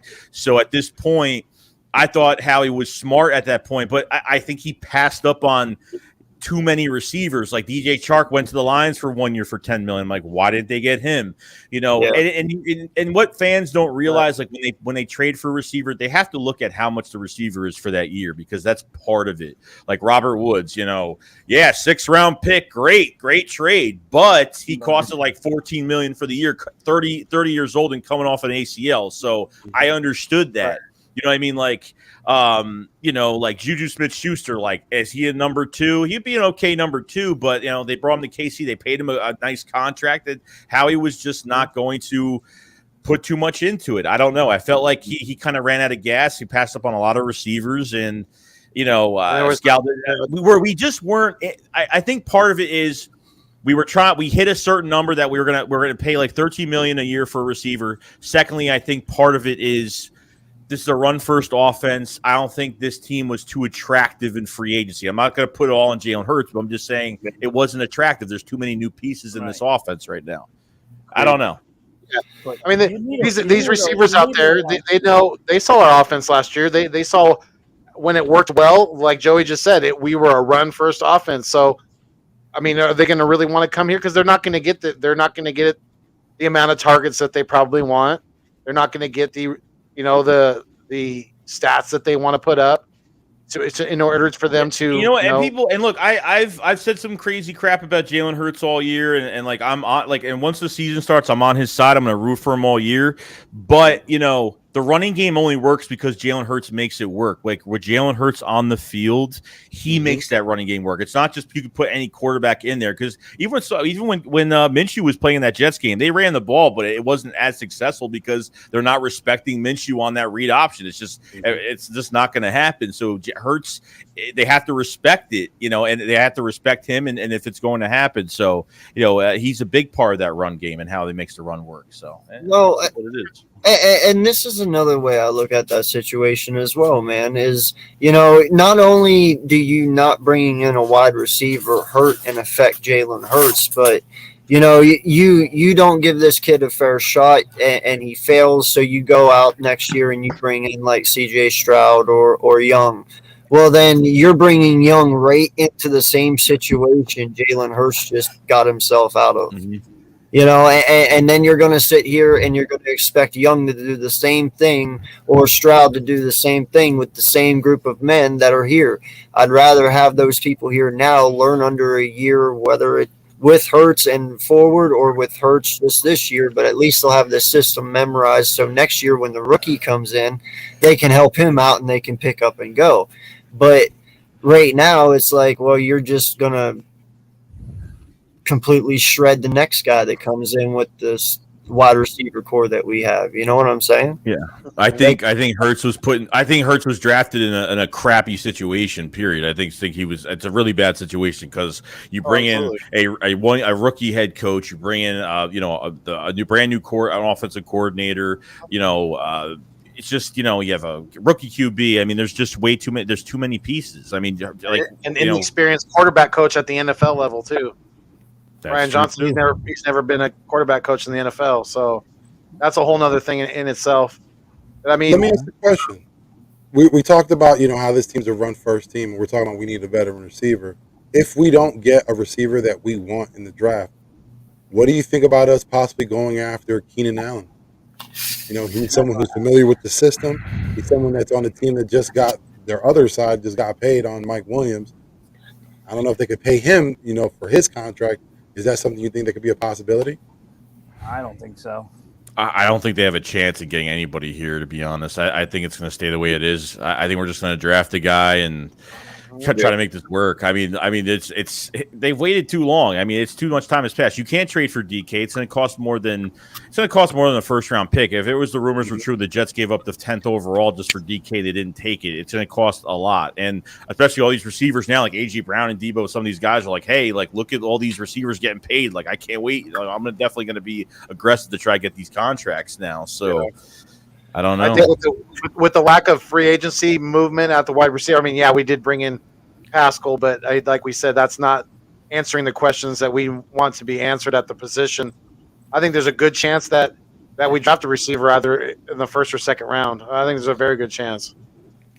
They went the total opposite Besides Pascal and Devin Allen, they went more defense and free agency. We thought it was going to be offense. We thought we were going to get a little bit of offense, pretty much mostly offense and free agency, and then go full draft defense. That's what we thought. I mean, they just went total 360. So yeah. I was against Jalen Hurts. Like I was real bad on Jalen Hurts. I'm not gonna lie. I mean, I called him Jalen Tebow because he was frustrating me so much. And I'm going to let you know. Joey, I commented on you in 500 about Jalen Tebow, and you guys were cracking up. But that's what he reminded me of. And there was people were like, well, he went to the playoffs being the starter for the first year, and he's like, you don't get rid of him. I'm like, Tim Tebow did it. He went to the playoffs the first year. He went to play the second year. He won a playoff game against Pittsburgh, and they canned him.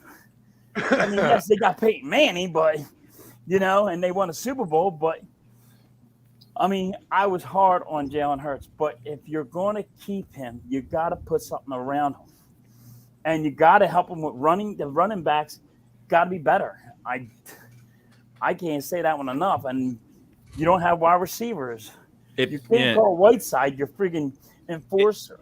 It pisses me off inside. Like if they speak so highly of him and all this great stuff, like why the hell are you not are you setting him up to fail? Are you just throwing in the towel for next season? Like, I mean, if the kid is going to struggle, he's going to struggle. Like I'm glad he's working with Tom House and Quincy Avery and some of these guys and Tom Brady. It's great. I mean, look, I've never questioned Jalen Hurts' work ethic. I never questioned his mindset, his mentality. I think his mentality is off the charts. I wish we had that with Carson Wentz. His mentality. I wish we had that.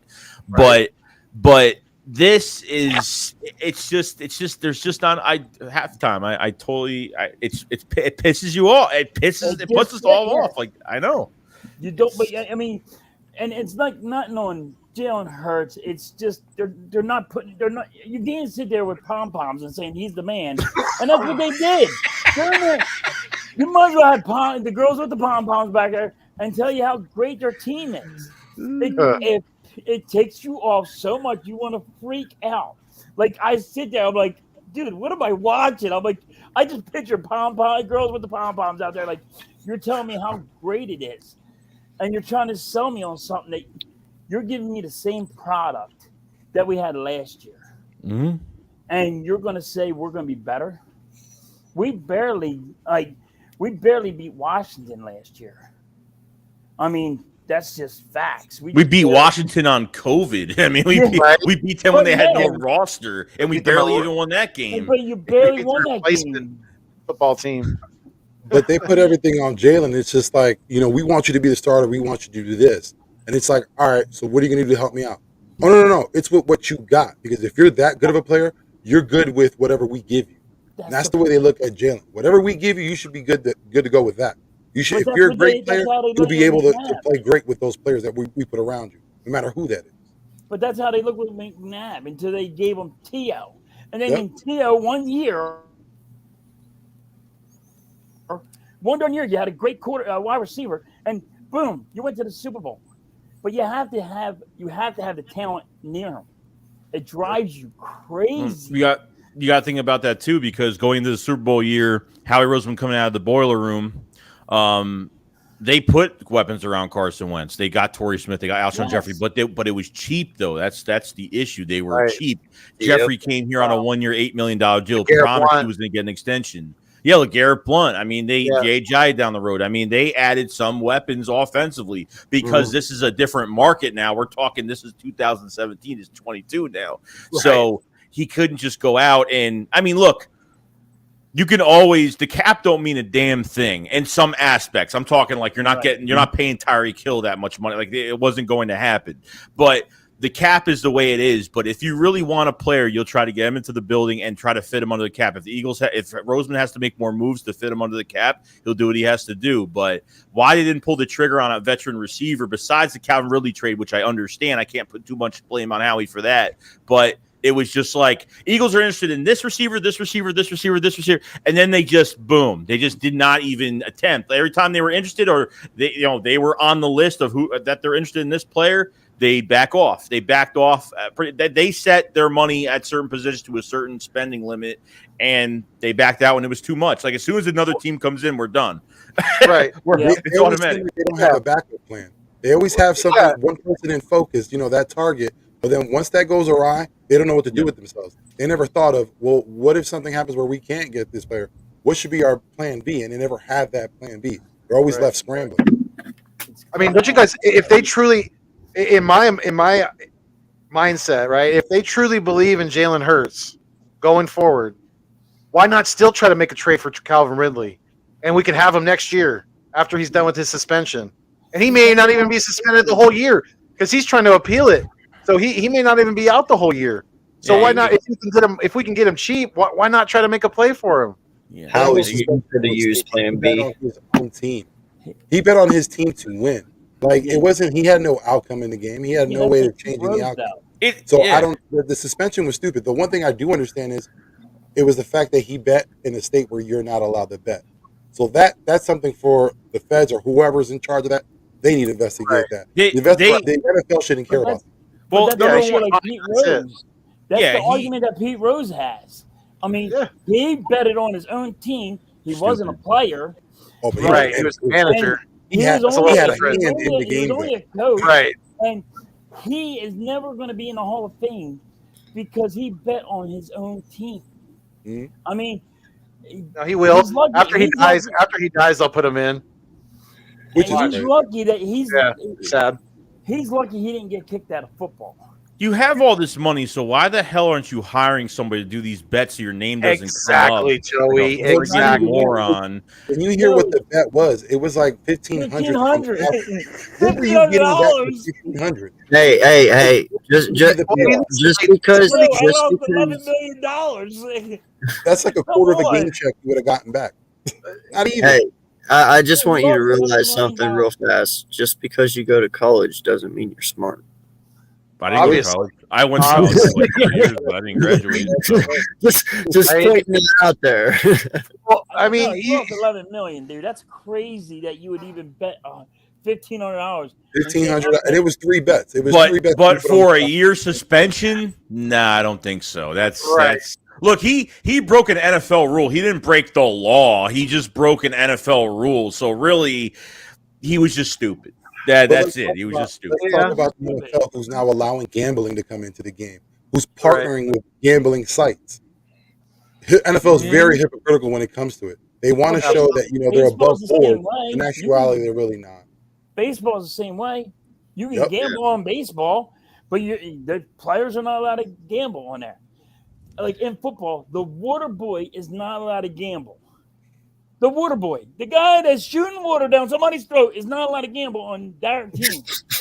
It's just, if you have anything, the guy that's selling tickets is not allowed to gamble on football. It's just how it is. I mean, it's like, and that's in baseball too. They have like this other standard that is unreal. It's crazy and it's stupid. Here's some new news right now. So it looks like there's some rumors going around now that the Giants want to trade out of the fifth pick now. I was reading that too. off the show. It makes sense for them to trade out. All they want is alignment, so you might as well get more draft capital. Get a Give possibly him two 100 firsts. Dillard. You want a lineman? You don't Get got a 100 quarterback for the Dillard. future, bro. Like what? I think Come the on Giants now. are focusing on Linderbaum, how dumb that is, whatever the case is, but that's the guy they're focusing, or Evan Neal, I believe. So we they're could going to swap- want a line. They're we going to could- want a we line. could- So We could swap picks with the Giants, give them Fletch, and they can give us. Right, sure. After last year, no. Give him 100 Dillard. Hey, you throw Dillard in the first round pick. I got a question for you And guys. Jalen Reagor. Is there any chance that Ridley is an Eagle next year? Isn't able? No, I don't think so. I mean, Is there a chance that Calvin Ridley is still or could be still be an Eagle next year? I think so. Possibility, yeah. Yeah. I think somebody else is going to come up higher now. Depends on what we do in the draft. You're not You going could wide see someone like. receiver. I mean, Brandon Ayuk isn't really panning out in San Francisco. So after this year, if Debo's still there, maybe they go and get in Calvin Ridley and pair him up with Debo. I want to know how come we haven't offered, and I understand this isn't something that normally happens. They're the same position, but Rager for Laviska Shenault, how come that hasn't gone down or even asked? Because You nobody got to- wants to touch Rieger with a 10-foot pole. That's why. That was Peterson's guy. He doesn't want Shenault. Make the move. I don't think that was I don't- Peterson's guy. That's I don't- Howie's guy. I don't think it's Rager. I don't think it's the Eagles are just putting Rager on the trade block just because. I think it's because Rager wants out. That's what I purely believe. I purely believe the Eagles are Rager's forcing the Eagles to put him on the trade block. Because you remember hearing in the offseason that he wants a fresh start, all the rumors about that. I could definitely see it. I could definitely see it happening. What we're gonna get, I don't even care if it's a 7th round pick. I don't even care at this point. I think Wasn't there rumors recently that teams were calling in regards to Rieger? Or supposedly, there was teams interested. Yeah, because there are teams out there that think they could turn him around. So he can't handle the city. He can't even handle living in his own head at this point. So I mean, is there something there? Did he show flashes this year? Once in a while, yeah, just a little tiny bit, but he just can't handle it. Maybe That's one thing I think we need to address in the draft too. Is get us one of those top returners. I like that corner from Houston. What's his name? Marcus Jones. The corner. He was like the one of the top 2 return guys in the NCAA last year. Well, I'm pretty sure one of the teams that would have inquired in reference to Rager should have been the Packers, and that's the team that the Eagles should be trying to work with right now because they're desperate for receiver. They're not going to get rid of Rager. I mean, I could see that. I agree with the Falcons. Falcons could be one of those teams too because they need receiver badly. So they could be. They lost Gage. They lost Gage and they don't have Gage and well, they still have Ridley, but he's going to be suspended, so they don't even have Gage either. They have no receivers at all. They got Pitts. That's it. Yeah, but right, he's tight end. Marcus Jones, yes sir, yes sir, great player. Always have him in my mocks. Telling you. They're not going to get rid of Rager, and they're not going to wait. We can't. Okay, even if we don't. Okay, even if we don't get rid of Rieger, right? We can't have him returning punts. He's killing us back there. No, he is absolutely killing us. We're not getting any. We're not getting any plus in the field position, and he damn near can't even field punts half the time. He's muffing them. I said he always goes. As soon as he gets it, he runs 5 yards back, and then he runs another 2, and then gets tackled. It's like you run your 5 yards back, 2 yards to the side, and then gets tackled. Yep. Are we all in agreement that he is literally the worst Howie pick of all time? No.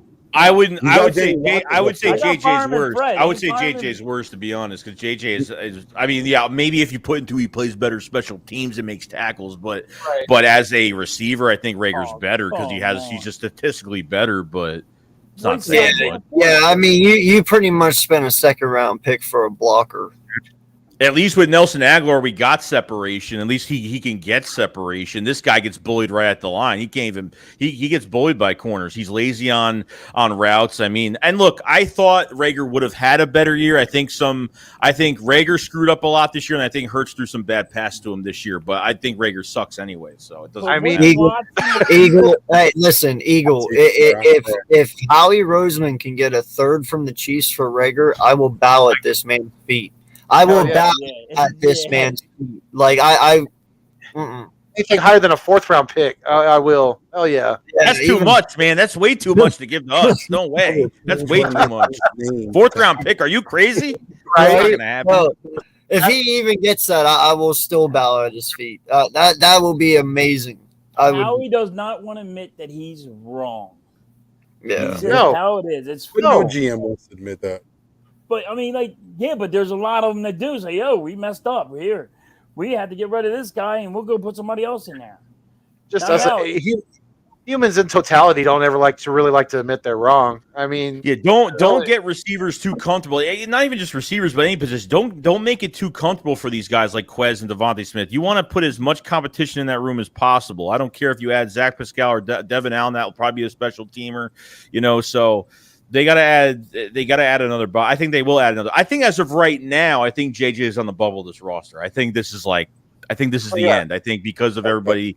I think he's done. I don't think he'll make it on practice squad. Huh? This is JJ's last year, right? On his contract? It's 4th year, I believe. I think he it's was his a last second year. He was a second Yeah, round 20. pick. Yeah, in 2019.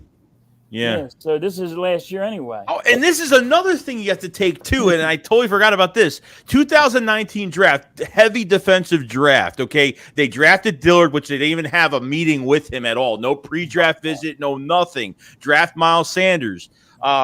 Draft J.J. Arcega-Whiteside. They draft Sharif Miller, was a 5th round pick from Penn State. I mean, and he didn't do much of anything. So you got to take like that. That draft scares me too because it's a heavy defensive draft, and Howie's trying to be the smart one in the room drafting offense. You know what I mean? So, it's this draft is gonna be crazy, bro. It's gonna I have this feeling that I always say I don't trust Howie Roseman, and he's gonna mess this up so bad that everybody's going to beat their head against the wall. It's just they're going to give you one good pick, and then he's going to mess it up. It's just how I think he's going to do it. And like I say, they're going to get the center. Now, Lindenbaum's a good center, but you already have a center ready for when Kelsey retires. But you're not going to move him from guard to left guard to go be center. So now you got to go with Linderbaum. Where are you drafting Linderbaum? I say 20 because I think he'll still be there around 20. I think they're going to. I think they're going to be there until the 3rd. I think I'll be pissed. I'm right with you. I said that you would get mad. Listen, no 1st round center has ever made a difference to any team.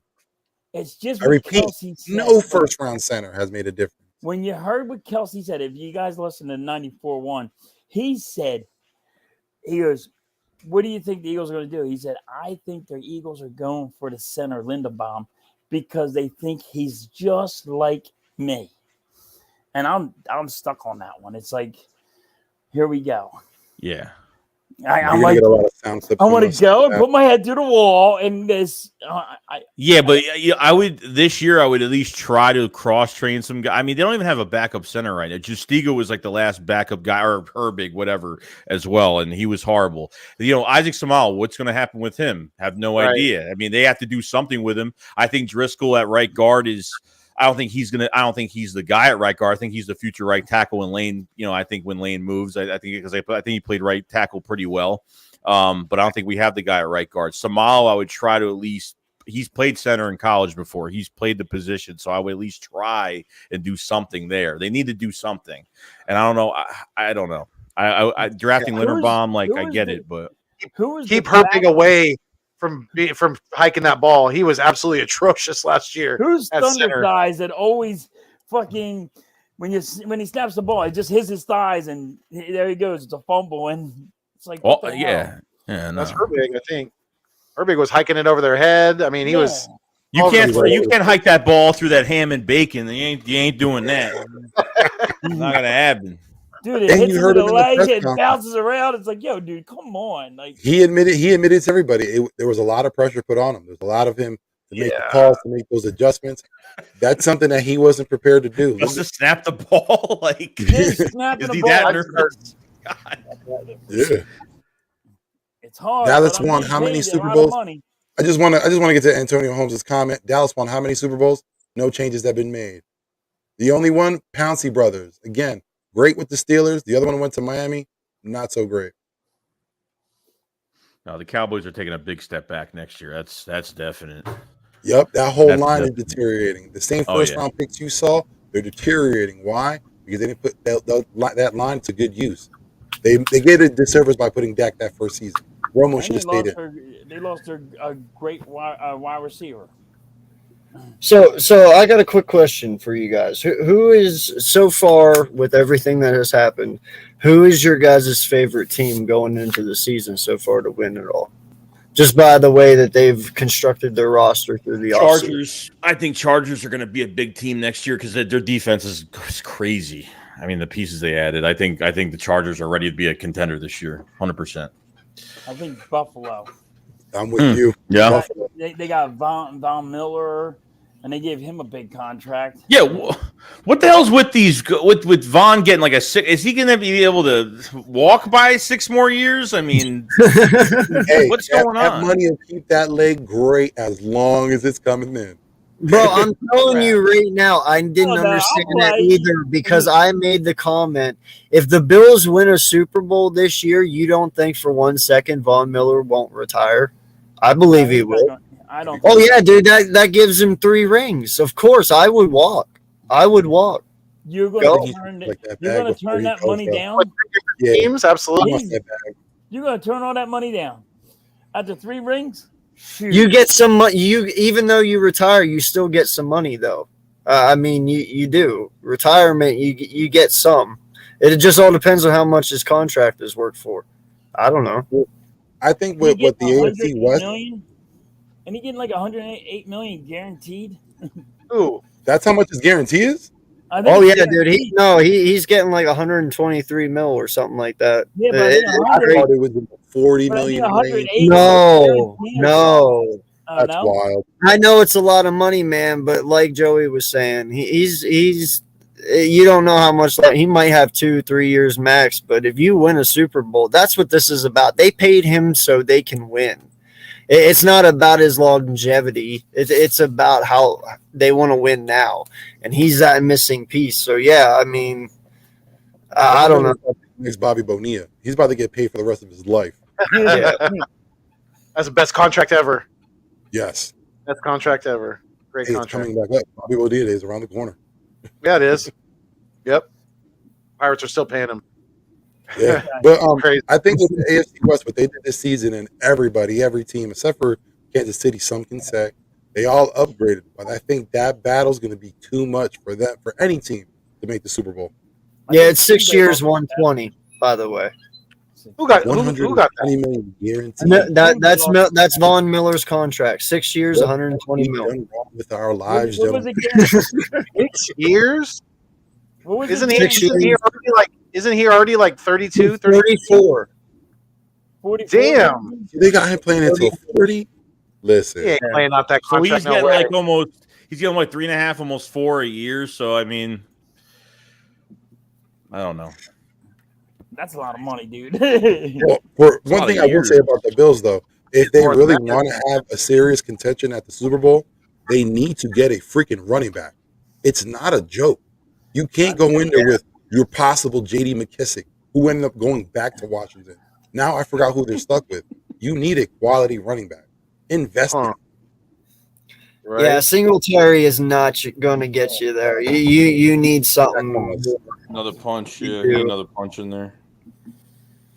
That's right. Yeah. So I mean, let me ask you guys this and try to answer as unbiasedly as possible. Who do you guys Simple. think in the NFC East? Which quarterback is going to have the most overall touchdowns next year, and why? Let's start with AK. Oh no, don't start with me. I see you thinking. That's why I said that. All right, we'll go Joey.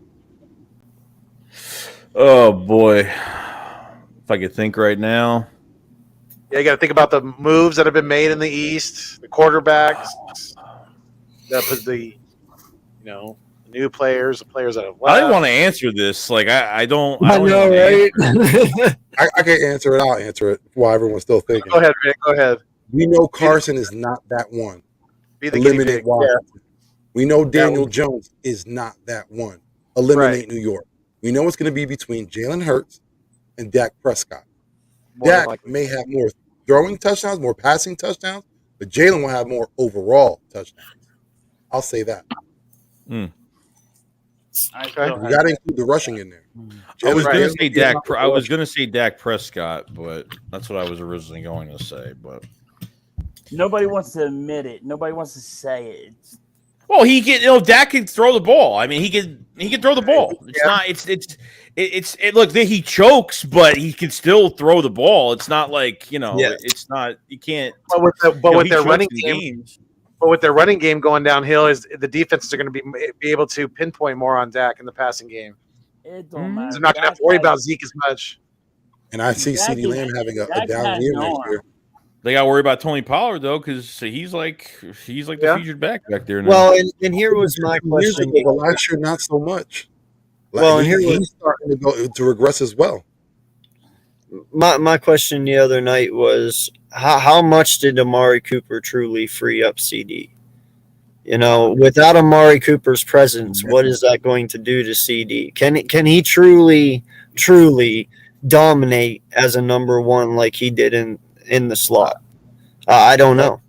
Yeah, I don't know either. I don't. He's going to be good. I mean, he'll have a good year, but how he handles being the number one, I'm not sure. And plus, Dallas is trying to get another receiver right now, so they could draft. They could draft a receiver this year. They can draft. I think Dak is actually going to miss Gallup more than he's going to miss Cooper. I think so. No, Gallup. Gallup got Gallup.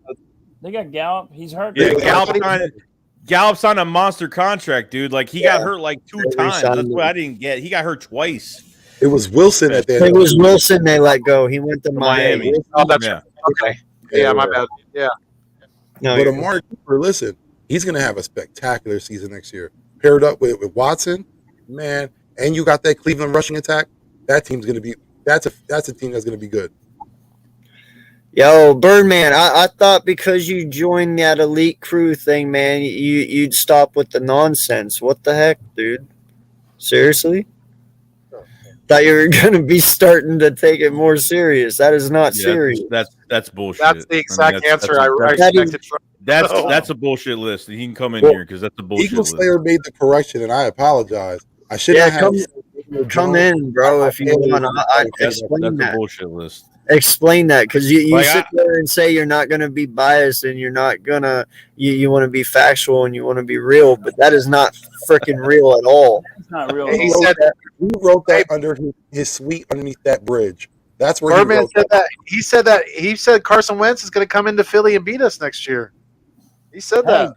Wait a minute. I hope not. I really hope It might be one game. Let's be honest. I think we'll split with Washington. I think we'll split, to be honest. I hope it's not in Philly, though.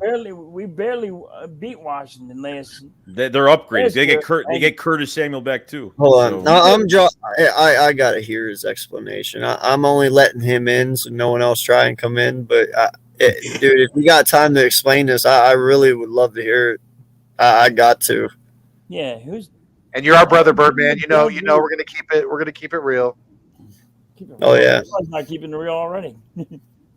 2 different quarterbacks, plus you have a rushing attack with Jalen Hurts as well. So it's totally. No, but I just different. don't want him to think that we're gonna be Totally like different. hanging up on him. 6 to 8 touchdowns.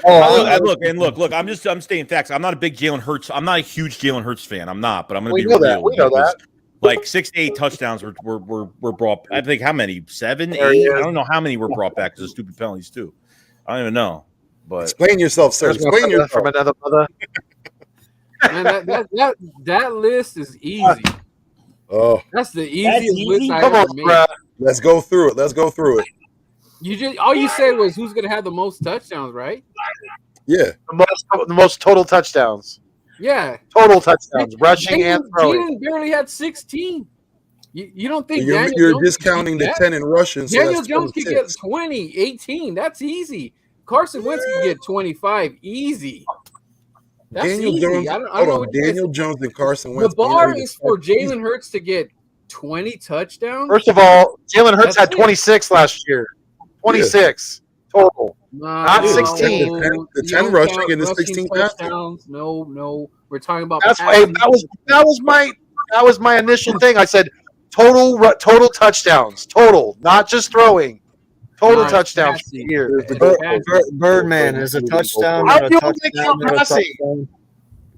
Is a Hey, guys, I touchdown. gotta bounce. What's They don't care about that. All stat. right, No hey, one- halftime. nobody Appreciate you cares coming about in, that man. stat. Thank you so much, dude. Nobody Thank you cares for about having me, that guys. You stat. guys Because are of great. the outcome of the game. The fact that he scored those I'll catch you touchdowns later. changed the score. Yes, sir. Thank you. Now, Passing touchdowns, easy. You can change it if you want. No, it's total touchdowns. Okay. Total Who's gonna have, touchdowns. okay, then who's gonna have the most passing? Then tell me that. Anything changes? I still think I said it before. Could be Dak, but Jalen could still be the one with the most. Because again, look at what happened to Dallas. They lost key receivers. They're losing key linemen. You think that Dak's going to continue his production?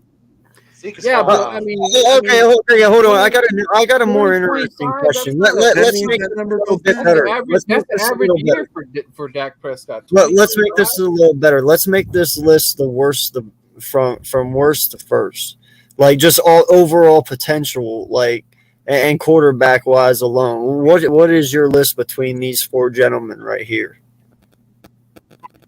from worst to first? Just overall quarterback rank wise, what's your list like out of these four gentlemen? I guess I think it's Daniel goes back to fourth because he hasn't been on the field. He keeps getting hurt, so it's not enough there. So Hurts will be third, and Daniel goes to fourth. At least you got the Daniel Jones pick right. I mean, come on, guys. Carson Wentz is better than Jalen Hurts as it currently stands. Whoa. Let me ask you a Yes, question. I'll do this. Let me just ask you this question. Do you think if Jalen Hurts was on the Indianapolis Colts last year, they would have done better? If Jalen Hurts was on the Colts, Yeah. that Jalen would have done better. No, that the Colts would have done better. The Colts. Jalen Hurts. Well, let's just put it this No. way: would the Colts make the playoffs with Jalen Hurts rather than Carson Wentz? Right. Well, I'll say this. I guarantee you there wouldn't be a game where Jalen isn't throwing the damn ball.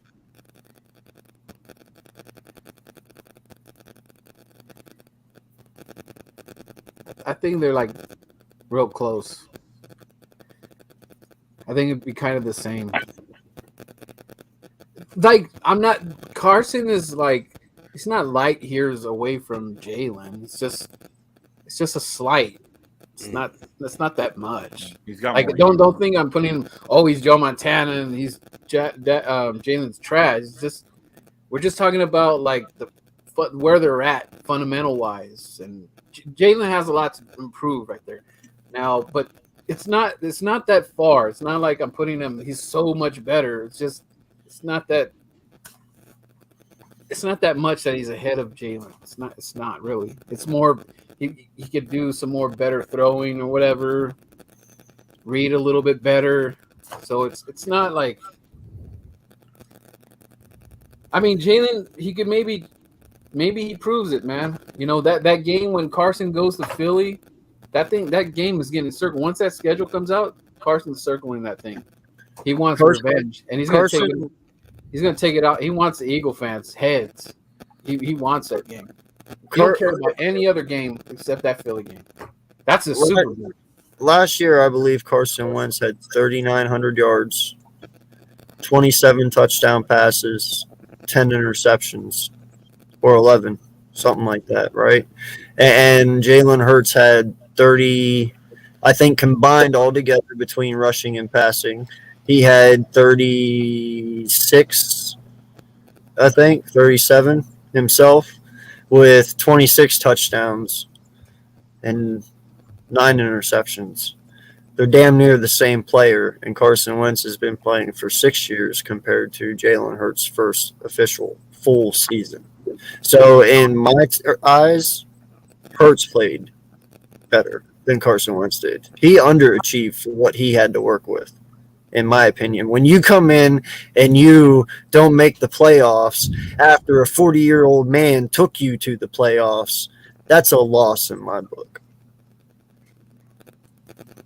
Well, Carson, he chokes in big moments. You already seen. We already know that. Yeah, same as Dak Prescott does the same thing. Yeah. I think Dak passes the ball great, but in big moments he chokes, and that's just the way it is. He actually iced his own team by killing the clock at the end. But hey guys, I was gonna ask you guys this. Okay, look, I was looking at McNabb's numbers, right? And I mean, he pretty much averaged about. He was in the 20 to 25 passing touchdown thing. So I think in order for Jalen Hurts to be the franchise to sell it to to Jeffrey Lurie and all that, I think Jalen has to be like right there, man. It has to be. I think he has to hit 25, man. What do you guys say? 25. I don't think it has to be a specific number. He just has to show improvement on what he did last year. Yeah, but I'm telling you, it has to be significant to not to me or you, but to the freaking for franchise money. It's got to be a big. It's really got to be a big step. It's got to be consistent. Big. It's got to be a huge step this year. It's not till he definitely improved, but not as much. Like he's really got to take another step. He really does. So like what kind of? To me, the number lies in overall touchdowns. If he gets over 30, that's great to me, because you have to take into account, right, when they have those long drives that they get down inside the 10, that field becomes so compacted. It's hard to throw touchdowns in the red zone. So he's going to use his legs when he can and when he's able to. And if that gets him in the end zone with his legs, then it gets us wins. I don't care how we get it done as long as we get it done. Okay, now let me ask you an honest question here. Now let me ask you an honest question. Are we truly going to look at the full amount of yards, full amount of touchdowns here? Because listen, we do know the emphasis that Jalen Hurts' legs bring. All right, so maybe we're not going to ask him to throw the ball as much as other quarterbacks do to that. Okay, so are we going to look at, okay, well, he didn't throw 30 touchdowns. He didn't throw 25 touchdowns, so therefore we don't want him. All right, what if he throws 23 touchdowns and runs in for 8, but yet his QBR is like a 98.9 and his accuracy is at like an 87, 88? Like, are we really going to sit here and bitch and whine and complain about total yards and total touchdowns whenever he has a QBR over 100, when he has a QB accuracy almost 90%? I mean, if he's doing exactly what the coaches ask him to do and he does it accurately and on time and on schedule and he looks good and his numbers show it, does it really truly matter what his overall stats are? But the thing, AK, it's not about what we want, Jeffrey, and how we want a passing quarterback. Well, I'm not talking to Jeffrey and Howie. I'm talking to you all. Listen, it's not what you're trying to make a point like they're going to keep him because of that. It's not. No. I'm saying, is it truly the overall number? I mean, if this kid comes out and has a QBR of 100 and 108 for the entire year and an accuracy of 89 or 90%, who cares if the kid throws 3,200 yards and only 22 touchdowns? If his accuracy's there and his QBR's there, is that not an improvement as long as he shows that he's on point, he reads defenses, and he gets the ball out in time and he's accurate, right? That's what you want to see. If he has a repeat performance, he's not the guy. The thing is, they're worried about the. I know that. If he wants to be the guy, he has to get this team to the divisional. But that's not what I'm asking. Joey, help me out here, man. Hold on 1 second. You're talking about Hurts being re-signed, and we just saw Derek Carr got re-signed on a 3. No. I'm not talking about him truly being re-signed. You're asking the question: is he the franchise guy? Well, does that show you he's the franchise guy, even though he doesn't have the 4,000 plus yard flash like a Herbert or whatever you want, and the 42 touchdowns like Tom Brady? If he sits here and he gives you exactly what I told you, 3,200 yards, but a QBR of 108 and, an accuracy of like 90%. But yet he adds like 800 yards rushing and 8 touchdowns. Dude, the overall numbers truly matter if truly the stats and the accuracy and everything is all there. That's the question I want answered. I don't give a shit about Howie. I don't care about long-term deals. I just want to know, franchise-wise, is that fine in your standards? That's only part of the equation, but you got to take win Well, losses. the thing is, like, can't we? I accept if you can get McNabb, McNabb numbers. I think that's what we already did that. So as long as he gets close to what McNabb was having, then we're fine. But the thing is, Well, the point I was trying to make is everyone's concerned about Jalen being the man, the franchise guy getting signed. We just saw Derek Carr get a 3-year deal. You can give him a 3-year deal. We all know those 3 years aren't 3 years. They're one in a possible 2. So you can do something like that. So it's not that scary. It's not that serious to worry about if Jalen gets re-signed or if he's the guy to get. It's not that serious anymore. We have quarterbacks taking 3-year deals. You can still make your decision later on. Again, if he shows improvement, you give him a small-time deal. Not saying but you give him a small-time deal. Then if he can get from there, you got your guy. You set him up. But if he can't, then you have your backup plan set in place. You have a small-time deal you can get out of. You have that first-round pick that you can still make a move on. There's no issue. We're in a position now we can just sit back and see the kid play. That's it. We have no worries. How do you make? Is it more? Is Carr making more money 138, I believe, 3 years than 3 years being a franchise tag? Is Carr making more money doing that 3-year deal than being a franchise tag right now? Does he make more money? I don't know how it's put up, but I think he's making like 35, I want to say, a year, something like that, 38 a year. Yeah, because if you franchise Jalen, that's 30, right? It's 30 or 28? Whatever. I don't know how it would be now because with this deal, I don't know what the rankings would be, what the number would be. But yeah, he would be top 5. He'd get in the middle between there. My whole point about the whole thing is if you're going into this season and expecting this kid to get over 4,000 yards passing, you've already just thrown him out the window because he's never going to be a 4,000. It's not what he is. It's not what he is as a quarterback. Look, if there are defenses out there that make us one-dimensional and that run game with Jalen Hurts isn't working, then that's on us. I mean, that's on the coaching staff because they're not utilizing his skill set. I'm not saying that he has to get over 4,000 yards. But it's to a point where if you're missing, look, it's really, to me, it's really the eye test. Statistics, I could throw him out the door. If it's the eye test, if I see him make the repetitive mistakes he made last year, it's going to be a problem. If I see wide open guys, I feel like Devontae Smith's going to boil over at some point because if Devontae Smith's going up to Nick, give me the ball. He doesn't give him the ball. And then you don't throw to this guy in the Tampa Bay playoff game until 1:14 left on the clock. It's a problem. I think it's I think it is scheme too. I think part of it is scheme. They're treating Devontae Smith like he's the number 3 than the number 1. So I think there's a lot more to it than what Hurts has to do. But when it comes down to it, at the end of this year, the Eagles have to make a decision because now it's extension time. He's got another year left on his contract, but are the Eagles going to keep him or they're going to move on? I think the run game is definitely a big part of this offense. Now, to me, I feel like even with the red zone, they've made a lot of mistakes. The red zone hasn't looked great this year because I think they've used too much of Jalen and his running skill set. They've made it too obvious to defenses. So when you make this team one-dimensional, it's the run game is great. It's just an added plus to Jalen Hurts' skill set. But I think he just has to hit these targets. He has to arch the ball, hit these targets, and you could teach accuracy. He's just got to do it on himself. He's got to do it on his own. So if he misses too many wide open targets where we could have won a lot of games, which last year could have won a lot of games last year.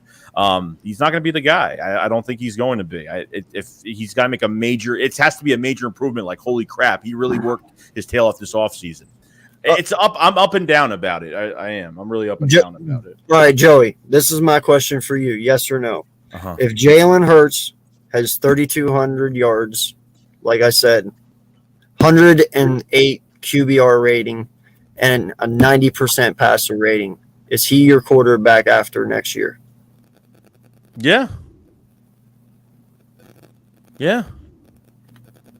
Well, even this, if we were to go into the second round of the playoffs and Jalen has just a little bit better stats than we had last year, I'm pretty much sure that he's still going to get signed. He'll still get signed. There was games we went to the fourth quarter and he had under 100 yards passing. I mean, there is a lot of games that we went into the fourth quarter like that, but you got to take the running into account. But, did we win those games? That's the big, that's like winning heals everything. Like as long as you're winning, it doesn't matter, but when it comes down to the quarterback position with Jalen Hurts, like, yeah, I got to see some type of patience in the pocket. I would like to see him, do a little bit more passing wise. But like I said, like, I don't know if there's has Nick Sirianni or Shane Steichen worked with a read option quarterback before? Because I don't think Nick has with the Colts. I mean, do they know how to use him the right way? Are they giving him enough command in his offense? Enough command the offense? Is it too robotic? Is it too I mean, it's there's a lot. It's just a lot. So now my next question for you guys real fast, and I want each of you guys to answer this. Not that we need him to be, but can any of you see Jalen Hurts being a consistent 300-yard passer in the NFL? I don't think so. Because I don't think it's going to be every game. Like, look, I think a lot of people took like the fourth quarter, like when defenses were playing prevent and everything was like the stats looked better at the end of the fourth quarter in a lot of games. We add all those statistics up, it looked really good because we were losing games, teams were playing prevent, and everything underneath was open. So, I don't think it's going to be like that every single game, but because the running attack is a huge part of this offense right now. So I don't think it's going to be consistent over 300 every game. No, I don't think so. Yeah. And that's why I said, not that we need him to be, I wouldn't expect him to be, but I'm saying like, if he truly like just took on that role, do you think he has the potential that he could hit that? Like, could he do it just in general? If he wanted to, do you think he could? From all the targets he's overthrown, underthrown, and from every target that he's thrown to this year, I've actually missed targets when he could have had more yards. He surely can do it. He definitely can do it. He just has to. It's the anticipation on these throws is what I'm dealing with right now. And he's working with Tom House. That was an ex pitcher for a lot of years in the MLB and works on metrics of. It's crazy, like especially with Tom House because he works on metrics of the way your feet or your feet are set and because there's actually been some analysts on YouTube that have been going over Jalen Hurts' footwork and how he's throwing off the wrong foot or maybe how he's throwing the ball. Like he only rolls out to his right, and when he can't really throw to his left when he's rolling out to his left. I don't know. Like there's certain things that a quarterback should know going to the NFL, but at the end of the day, Jalen Hurts was supposed to be a backup quarterback. I mean, this was supposed to be our backup guy. He wasn't supposed to be the starter. I mean, some people had him as a 4th-round pick at this point. So, yep. Let me ask real quick, guys, before I go. If Howie Roseman happens to land Matt Corral on this team, how bad is it going to be? Or do you think it's going to be a good thing for Jalen? It's going to light him. Freaking firecracker under his chair, or do you think it's gonna destroy the chemistry with the team or something like that because Corral's in the backfield? What round you talking? I don't know. I'm just saying if you actually get this guy, yeah. I don't think it really affects him at all because I mean, there's definitely plenty of news about him around with the fan base. There's a lot of fans that don't like him. There's fans that do like him. So I mean, I think when it comes to his mentality, I don't think it really bothers him. To be honest, will it light a fire under him? Yeah, probably. I think he lights a fire under him every game. I think he has the same mentality every game. I don't think it's going to affect him at all. To be honest. Okay. But that's my opinion. Yeah, no, I agree with that, man. He's not going to cry like Carson Wentz. That's for damn sure. That's with a guarantee. If anything, Jalen will be the first one to welcome him to the team. So he's not a selfish player, and he understands that with every position there comes competition. Only the best get to come out in the field and start, and that's something that would drive him. True. Yeah. That would be dope because I would love to see that competition in the off season and freaking preseason. I think that'll be badass, but people could take it the wrong way and say, "Oh no, he's going to take the job right now," and I don't want to hear all that bullshit. It's like, just let it be, and let's see what happens from it. But that's just me. I'm not gonna really go off the deep end and be like, "Oh my God, Matt Corral's here." I'm like, I think it's just, I think I'd rather him just get this quarterback thing out of his way, and then we could just focus on football And if Jalen gets hurt or whatever, is having a bad season or whatever, then it is what it is. But I'm not even looking at that. I'm just everything rides with what Jalen's going to do. But Howie also has to get some weapons in here, dude. I'm not sold on what we've done so far, but I got to wait for this draft and maybe something happens in the preseason and we hire some guy out of the sky or something. I don't know. Unfortunately, man, as long as Howie Roseman is part of this franchise, quarterback will always be the talk. Yep. Especially, I mean, he's especially since we all know what he called us, the quarterback factory. We're never gonna live that down. Until he's gone, we're never gonna live that down. Unless we get a Keep up the legitimate. good show, guys. I'll catch you guys later. Appreciate you, dog. Thank you. All right, Bergman. What's going on, Dante? What's going on? How y'all doing tonight? How y'all doing tonight? Good. Doing good, bub. I'm doing great, man. Doing great. Thank y'all for letting me hop up here with you guys. Definitely. It's no problem. Just chilling, talking some Always football, welcome. man. Yeah. So, Coach, let me ask you, because you got the Houston Texans on your back right now. What do you feel about this Steven Nelson deal? I feel like it's an okay sign. I feel like it's an okay signing. Nothing jump up and down about it. He was okay last year. Wasn't the best. He had a strong start. He had a strong ending of the season last year. So again, I like what Lovie Smith is kind of slowly building over here.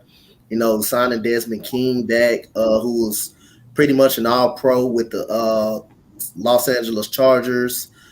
Came along strong last year. Was our best to me. Was our best defender. Was our best DB last year. And adding Steven Nelson over there on the other side of him, I think I like it. It's pretty solid, and I can't wait to the draft, man. But it's a pretty solid low key off season, and getting Veruja Hill, our best linebacker, re-signing him back. I like our move so far. I'm sorry, that sounds really weird that you just said that. Coming from Veruja Hill. the our best linebacker. Hey, man, we moved on too fast from him. I thought we do. Do you think that the defense in Houston is better suited for Nelson compared to what it was in Philly? I gotta see when we get out there on the field. Lovie Smith, one thing about it, he loves to create pressure. He loves to create turnovers. We was tops in the league in creating turnovers last year. At the year before, I think we only had 4 turnovers out of all last year. So we definitely increased on the turnover margin last year. But yeah, I think Lovie Smith can definitely help out, Steven Nelson in that secondary, and just can't wait to see what we draft this coming year. But yeah, I think Steven Nelson can be an okay pickup for us. I like the pickup. I'm okay with it. Yeah. And what about talks of Kyle Hamilton? Is that still going strong? I think it's a possibility. Now that we at 13, it's a possibility. I think it's a possibility him slipping down out of the top 10. I think it's a possibility with having pick number 3. Now, the only thing I don't know too much about pick number 3. We can go anywhere with pick number 3, but with pick 13, we can go anywhere between safety and a wide receiver. We can go anywhere between that because we do still need another receiver. Even though we did sign Brandon Cooks, I would still like another receiver, kind of in a slot with Nico Collins being that big body on the outside and Brandon Cooks on the other side. I still kind of want a capable slot receiver like a Garrett Wilson or something like that. But anyway, we also do need a safety because we did lose Justin Reed to the Kansas City Chiefs. So we did get Stewart, I believe, from Cleveland. We did get him, but I think Kyle Hamilton is a valuable option for us at 13. Yeah. Now, pick 3. Do you think that should be a quarterback? No. I don't think it should be a quarterback. I think Davis Mills proved enough last year that he's a quarterback for this 1 year. I think he proved enough. I don't think quarterback is an option at number 3. Now, later on in the draft, I believe quarterback will be another option that we can go later on in the draft between the 4th and 5th round somewhere. I believe the quarterback will become an option. I still think we're going to get one in the later rounds, but not at 3. I don't think 3 will be a possibility. I think more of an offensive line or a defensive lineman. It just depends on who drops to it. But I think more of an offensive lineman is definitely open. Aquanu or Evan Neal is definitely most likely open for Houston at that 3. Hey, let me ask you, because today we seen Baker Mayfield had released some comments where he was talking about his situation with Cleveland. He discussed it. He said Indianapolis was the place that he thought he would end up going to. That fell through. And when he was asked what his opinions were, he mentioned Seattle. But we all know that he's a Texas native. Do you think that there's a possibility he may be coming home to Houston? I can't rule out anything at this point, but Lovie Smith, has high praise for Davis Mills, and he already committed to Davis Mills. So bringing, Baker Mayfield will be turmoil. To be honest, I would not bring Baker Mayfield to Houston if you already committed to Davis Mills and you're saying these great things about Davis Mills. I don't think, Baker Mayfield will be an option, but I do think an option is Seattle because I think he have a chance to compete over there with Drew Lock, which is I don't think if they get Baker Mayfield, I think a quarterback will be optionable at that spot that Seattle is in if they don't get another quarterback or get Baker Mayfield. I think at that pick that they're in, I think quarterback will be an option, but I don't think Baker Mayfield is an option in Houston. He's already committed to Davis Mills. We already got Kyle Allen in the room, and Baker Mayfield's not going to want to be a backup, and so I don't think that's going to be a real option for Baker Mayfield. Pretty good. Well, with Houston taking calls on Brandon Cooks, what are your thoughts on the wide receiver position? I think it's okay. I'm fine with it. I still think we need a slot receiver. I still think we need another wide receiver. Chris Conley, he was too inconsistent.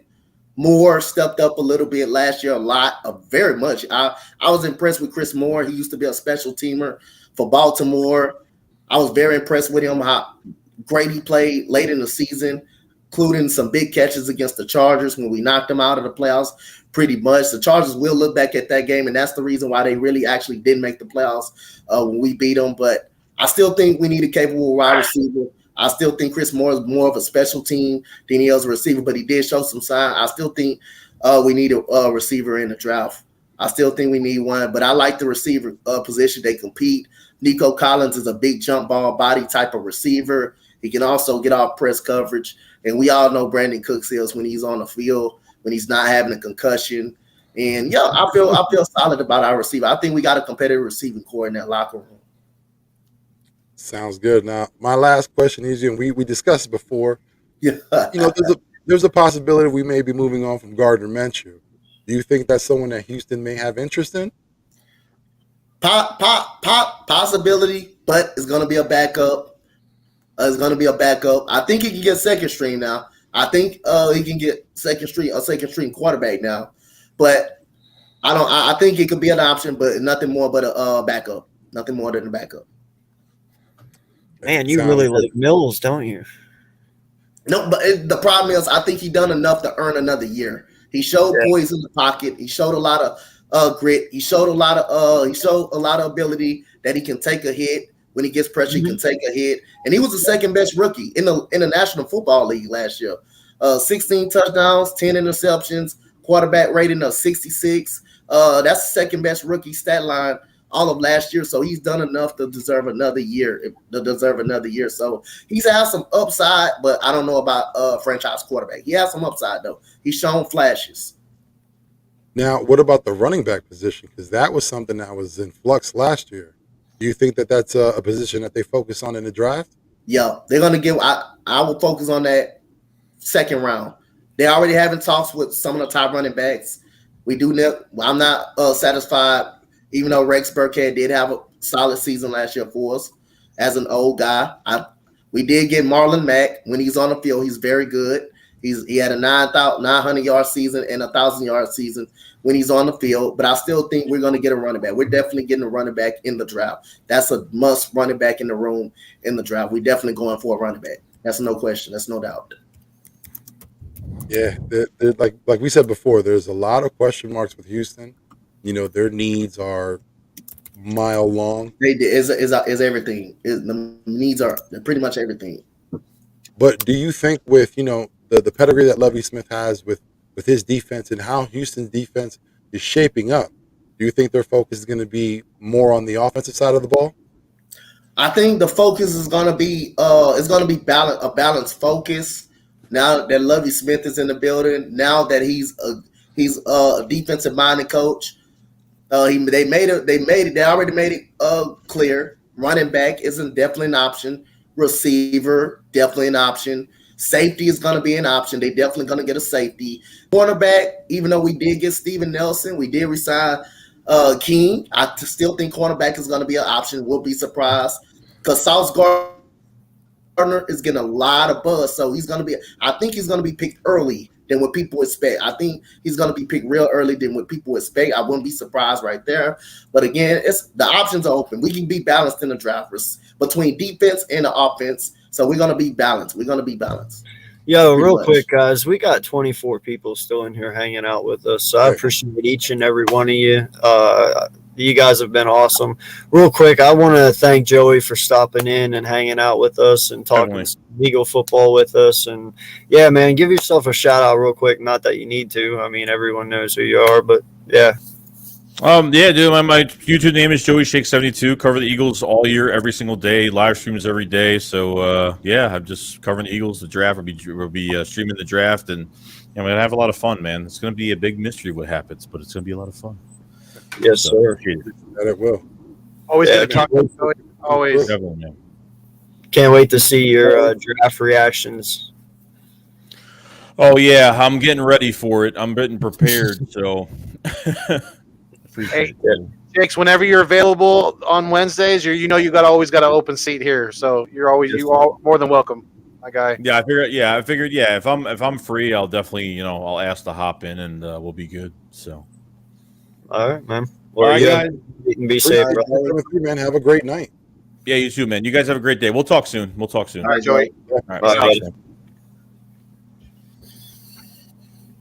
Wow, man. He doesn't like to be called it, but hey, he's one of my first inspirations to do this thing on YouTube. So he's a goat to me. I know he doesn't like to be called it, but he's one of my goats. That's definitely facts right there. I got mad respect for Joey. Yeah, real good dude, man, and he's got a good heart. He's a great friend, and he's always there when you need to talk. So. He's definitely one of a kind. So shout out to him, man. Appreciate you for jumping on with us. Always, man, big fan. He's always in the comment section, man. He's always a part of the chat. Always, put out his opinion out there, man. I appreciate him for coming through. Yeah, always. And we have killed it tonight, guys. This was amazing. Seriously. 21 people still watching. Listen, guys, if you have not already, please hit that like button on all 3 channels. Please hit that subscribe button. I am on the way to 1K. My boy Philly Foothills is on his way to get monetized. He just needs the views. And my boy Vic down here in the corner, he's on his way to try and get the 1K. And Dante's already there. Shout out to you, man, and all you do. Great content creator yourself. And, yeah, definitely just make sure you hit that like button because that helps get this East Meets West out there for other people to view it, other people to like it. And we want to see this channel grow. We love doing it for each and every one of you. And, we enjoy doing this as brothers. We're all 3 very close, all 4 of us, actually. Gio, too. Shout out to him. He's sleeping, should be. But we're all real close, and we talk every day. And we do this because we love hanging out with each other, but we do it to entertain you guys as well. So it means a lot whenever our chat's full. When we look up and see we were at least up to 27 people tonight, and when we look up and see that, man, that just warms our hearts. So shout out to each and every one of you. Thank you. Absolutely. Thank you very much. Yep. Mad respect to all you guys out there. You guys are all the food in the water. You know that. Without you, each and every one of this podcast, our individual channels, it doesn't go anywhere without all you guys. You help support us, and we love it. We try to bring you that great content to show you that love back. And we really appreciate each and every one of you out there, all you guys. Yep. Appreciate that, Drew. Thank you, man. Very much. Anybody so, got anything else to say? at all. Hey, man, just want to appreciate y'all. Thank y'all for inviting me and for being like a family to me, man. Y'all know we talking every day in the group chat on y'all. Sometimes it just be booming when I be up sleeping in the morning. But hey, getting up, being able to speak to y'all, being able to speak to y'all. Sorry about this morning. Nah, you good. Y'all good, man. I'll be up sometime early, real early in the morning and stuff. Sometimes be up most of the time, but man, it's an honor, man, just to get to talk some football with you guys, to get to know you guys and stuff like that. Welcome me with open arms. I'm just, like I say again, remember throughout the first time, AK let me in the stream. We started talking football. Second guest of my channel, Foothills came on and stuff like that. Vic, being on the big ticket. I want to be on there again, hopefully before the draft. Oh, we're gonna do it this Saturday. I'm gonna need y'all on. Come on, man. Gridiron, I see you out there too. I'm gonna need you too this Saturday. Oh yeah, man. This draft is gonna be a big show. Anytime, man. I appreciate everybody in the chat. That support all these guys up here, man. These guys, like my brothers. I call Foothills Uncle Foothills. Call them that. But hey, like I say, man, I thank y'all so much, man, for being out and supporting me and just having me on to come up, man, and talk some football, man. Yeah, man. Dude. Love talking. Hey, man, I just like to say, appreciate Philly halftime for coming through. He came in a pinch. He came in, bring the energy, loved it. Thank you for Joey Shakes for coming through, and of course, Coach Dante for gracing us with your glorious presence, my guy. Yo, and no lie, he got swept under the rug, and I apologize, but we were having a really good conversation. Shout out to Philly Fresh, man, for stopping in. That, appreciate you as well, man. I saw that meant a lot. Appreciate you. We got to get together soon and collab, sir. Definitely. Let's not forget Birdman _951 for being brave enough to come in and explain himself for his little wacky doodle list of NFC East quarterbacks. But yes, we love our brother from the West Coast, of course. You know how that my style gets you? Right. Yes, as always. Yeah, you guys. I would just like to say real quick, as Eagles fans, let's stay united. We fly until we die. Stay mean, stay green. Thanks for viewing us on your screen. And most importantly, like I always say, keep it fuego. Boom, boom. Boom. Boom, boom, boom. We ain't got no music, so I'll do it. Hey, man, everyone have a great night. Appreciate y'all for coming through. Hey, Absolutely. Man, it's been a great episode. Don't forget to hit that like. Hit it. We'll see you next week, Thursday, live for the draft. That's going to be exciting. You're not going to want to miss that one for sure. Are we doing Wednesday too? That lived for years. Or are we doing Wednesday too? No, just Thursday. Thursday draft night. I think we'll just switch it. We're not double hitter.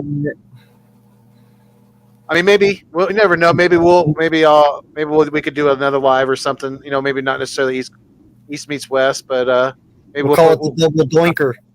It depends if I have to decorate. All right, y'all. We love all you guys. Thank you all for so much of the strong, like AK said, the strong support in the chat tonight was absolutely unbelievable, and we can't continue to do this thing without each and every one of you. So keep up that great support, and we're going to keep bringing you this Fuego content. So until next time, we out, y'all. Peace.